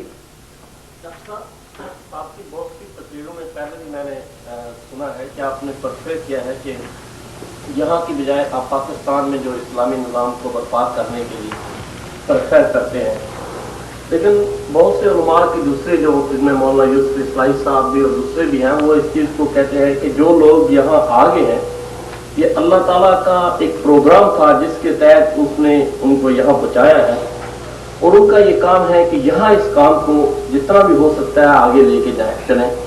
اور جو لوگ چلے ہیں اس میں الحمدللہ بہت زیادہ صلاح کے جو ہے نا کام سے آگے بڑھے ہیں، غیر مصنوع ہیں. اس کے متعلق آپ کی کیا کیا خیال ہے؟ یہ سوال ریکارڈ ہو گیا ہوگا یا نہیں ہوا ہوگا؟ چلیے جواب سے سمجھ میں آ جائے گا کہ سوال کیا ہے. دیکھیے میں نے ایک بات عرض کی تھی، جو شخص کہیں پیدا ہوا ہے اس کے اوپر پہلی ذمہ داری اسی جگہ کی ہے. اسی جگہ کی زبان کو وہ صحیح سمجھتا ہے، صحیح بولتا ہے، اسی زبان میں وہ صحیح کمیونیکیٹ کر سکتا ہے. یہ ہے شریعت کا مستقل اصول. اب اگر کوئی یہاں پیدا ہوا ہے، چاہے اس کے والدین آ گئے تھے یہاں پر لیکن وہ تو پیدا یہیں ہوا ہے، اس کے اور جو یہاں کے نیٹو امریکنز ہیں ویدر بلیک اور وائٹ کوئی فرق نہیں میرے نزدیک. آنا نہ آنے کا فیصلہ جو بھی تھا وہ ان کا نہیں ہے، وہ ان کے والدین کا تھا. اور جہاں وہ ہے وہیں انہیں کام کرنا، یہی کام کرنا ہے. طے یہاں پر بھی ہو جائے گا کہ یہاں پر بھی وہی ریشو پروپورشن وہی ہو، پرائرٹیز وہی ہو. یہ فیصلہ اب ہر شخص خود کر سکتا ہے کہ میرے ہاں واقعتاً ریشو پروپورشن کیا ہے. بل الانسان علی نفسہ بصیرہ ولو القی معاذیرہ. آپ میری زبان بند کر سکتے ہیں اپنے جوابات کے ذریعے سے، آپ کا دل بتا دے گا کہ آپ کی ریشو پروپورشن اس وقت کیا ہے. اگر ریشو پروپورشن درست ہے تو یہاں پر بھی اور کسی اور جگہ پر بھی بالکل برابر ہے، کوئی فرق نہیں، ایبسولوٹلی نو ڈفرنس. البتہ ایک اور چیز یہ ہے کہ کہاں آپ دیکھتے ہیں کہ فرض کیجئے کسی شخص کی ریشو پروپورشن ٹھیک ہو گئی کہ مجھے جینا ہے مرنا ہے اسلام کے لیے. فیزیبلٹی رپورٹ دیکھتا ہے کہ میرے پاس جو ٹائم ہے، میرے پاس جو وقت ہے، میرے پاس جو صلاحیت ہے، اس کا بہترین میکسیمم آؤٹ پٹ کہاں ہو سکتا ہے. یہ ایک بالکل دوسری بات. For people belonging to Pakistan the maximum benefit can be in Pakistan, not here. یہ بالکل دوسری بات. آپ کے بھائی بند وہاں، آپ کے بیک گراؤنڈ کو جاننے والے وہاں، آپ کی اخلاقی جو ہے ذمہ داری وہاں کی، وہاں کی آپ کی پیدائش ہے، وہاں کی آپ کی بنیادی تعلیم تھی، یہ اپنی جگہ پر ہے. اور دوسرے یہ کہ جو بھی ہمیں اطلاعات ملی ہیں حضور صلی اللہ علیہ وسلم سے، اس سے یہی نظر آتا ہے کہ اسی ریجن میں اسلام کا بول بالا ہوگا. لیکن ظاہر بات ہے یہ میں امریکن سے نہیں کہہ رہا ہوں، میں عربوں سے نہیں کہہ رہا ہوں، جو بلیک امریکنز ہو یا وائٹ امریکن ان سے نہیں کہہ رہا ہوں. تو یہاں کے کام کریں، کیا پتا اللہ تعالیٰ اس سرزمین کو پسند کر لیں. بہرحال جو یہاں آ گئے کسی وجہ سے آئے، اب اس کو بھی چھوڑ دیجئے، وہ ماضی کا ہے. ان کے لیے یا تو اگر تو طے کر لیں کہ اب حقیقت میں چاہے فاقہ آئے چاہے کچھ ہو ہمیں کام یہ کرنا ہے، تو پھر تو میں پاکستانیوں کے لیے تو پریفر کرتا ہوں، اسپیشلی دی فرسٹ جنریشن، وہ اپنی اگلی جنریشن یہاں سے بڑھوا دیں کام اور آئیں واپس. ان کے بھانجے بھتیجے اور بھائی اور سالے اور بہنوئی سارے وہاں رہتے ہیں، بہت سو کے ماں باپ بھی وہاں پر ہیں. And we have much at stake over there. The only country in the whole of the world which was founded in the name of Islam. Maulana Abul Kalam آزاد تک کا کہنا یہ، حالانکہ وہ پاکستان کے بہت مخالف تھے، لیکن پاکستان بننے کے بعد انہوں نے کہا اب پاکستان کے ساتھ اسلام کی عزت وابستہ ہے. تکبیر، اللہ اکبر، تکبیر، اللہ اکبر. یہ ہے. اسی طرح مولانا مدنی رحمۃ اللہ علیہ نے فرمایا، حالانکہ پاکستان کے شدید مخالف تھے، ڈابھیل تشریف لائے ہوئے تھے وہ، وہاں کسی نے چھیڑ دیا انہیں، پارٹیشن کے کچھ عرصے کے بعد کی بات ہے. پاکستان کے بارے میں کیا خیال ہے، وہ سمجھ گئے کہ یہ کیا چاہتا ہے مجھ سے. انہوں نے کہا کہ بھائی مسجد کے تعمیر ہونے سے پہلے اختلاف ہو سکتا ہے کہ یہ جگہ صحیح ہے یا نہیں ہے، کیا سائز ہونا چاہیے، کیا بننا چاہیے۔ مسجد بننے کے بعد مسجد مسجد ہے، اس کی حفاظت ہر صاحب ایمان کا فرض ہے۔ ہمیں اختلاف تھا، پہلے تھا، یہ مولانا مدنی کہتے ہیں، اور یہ مولانا محمد مالک کاندھلوی، وہ بھی اب فوت ہو چکے، انہوں نے ہماری قرآن کانفرنس کے اندر یہ جب قول سنایا، میں چیخ پڑا، میں نے کہا مولانا کہاں آپ یہ چیزیں چھپا کر بیٹھے ہوئے ہیں؟ پاکستانی تو سب کے سب آج بھی گالیاں دیتے ہیں مولانا مدنی کو، آپ نے بتایا نہیں یہاں پر کہ مولانا مدنی کا تو یہ موقف تھا پاکستان بننے کے بعد، پہلے اختلاف تھا، ٹھیک ہے۔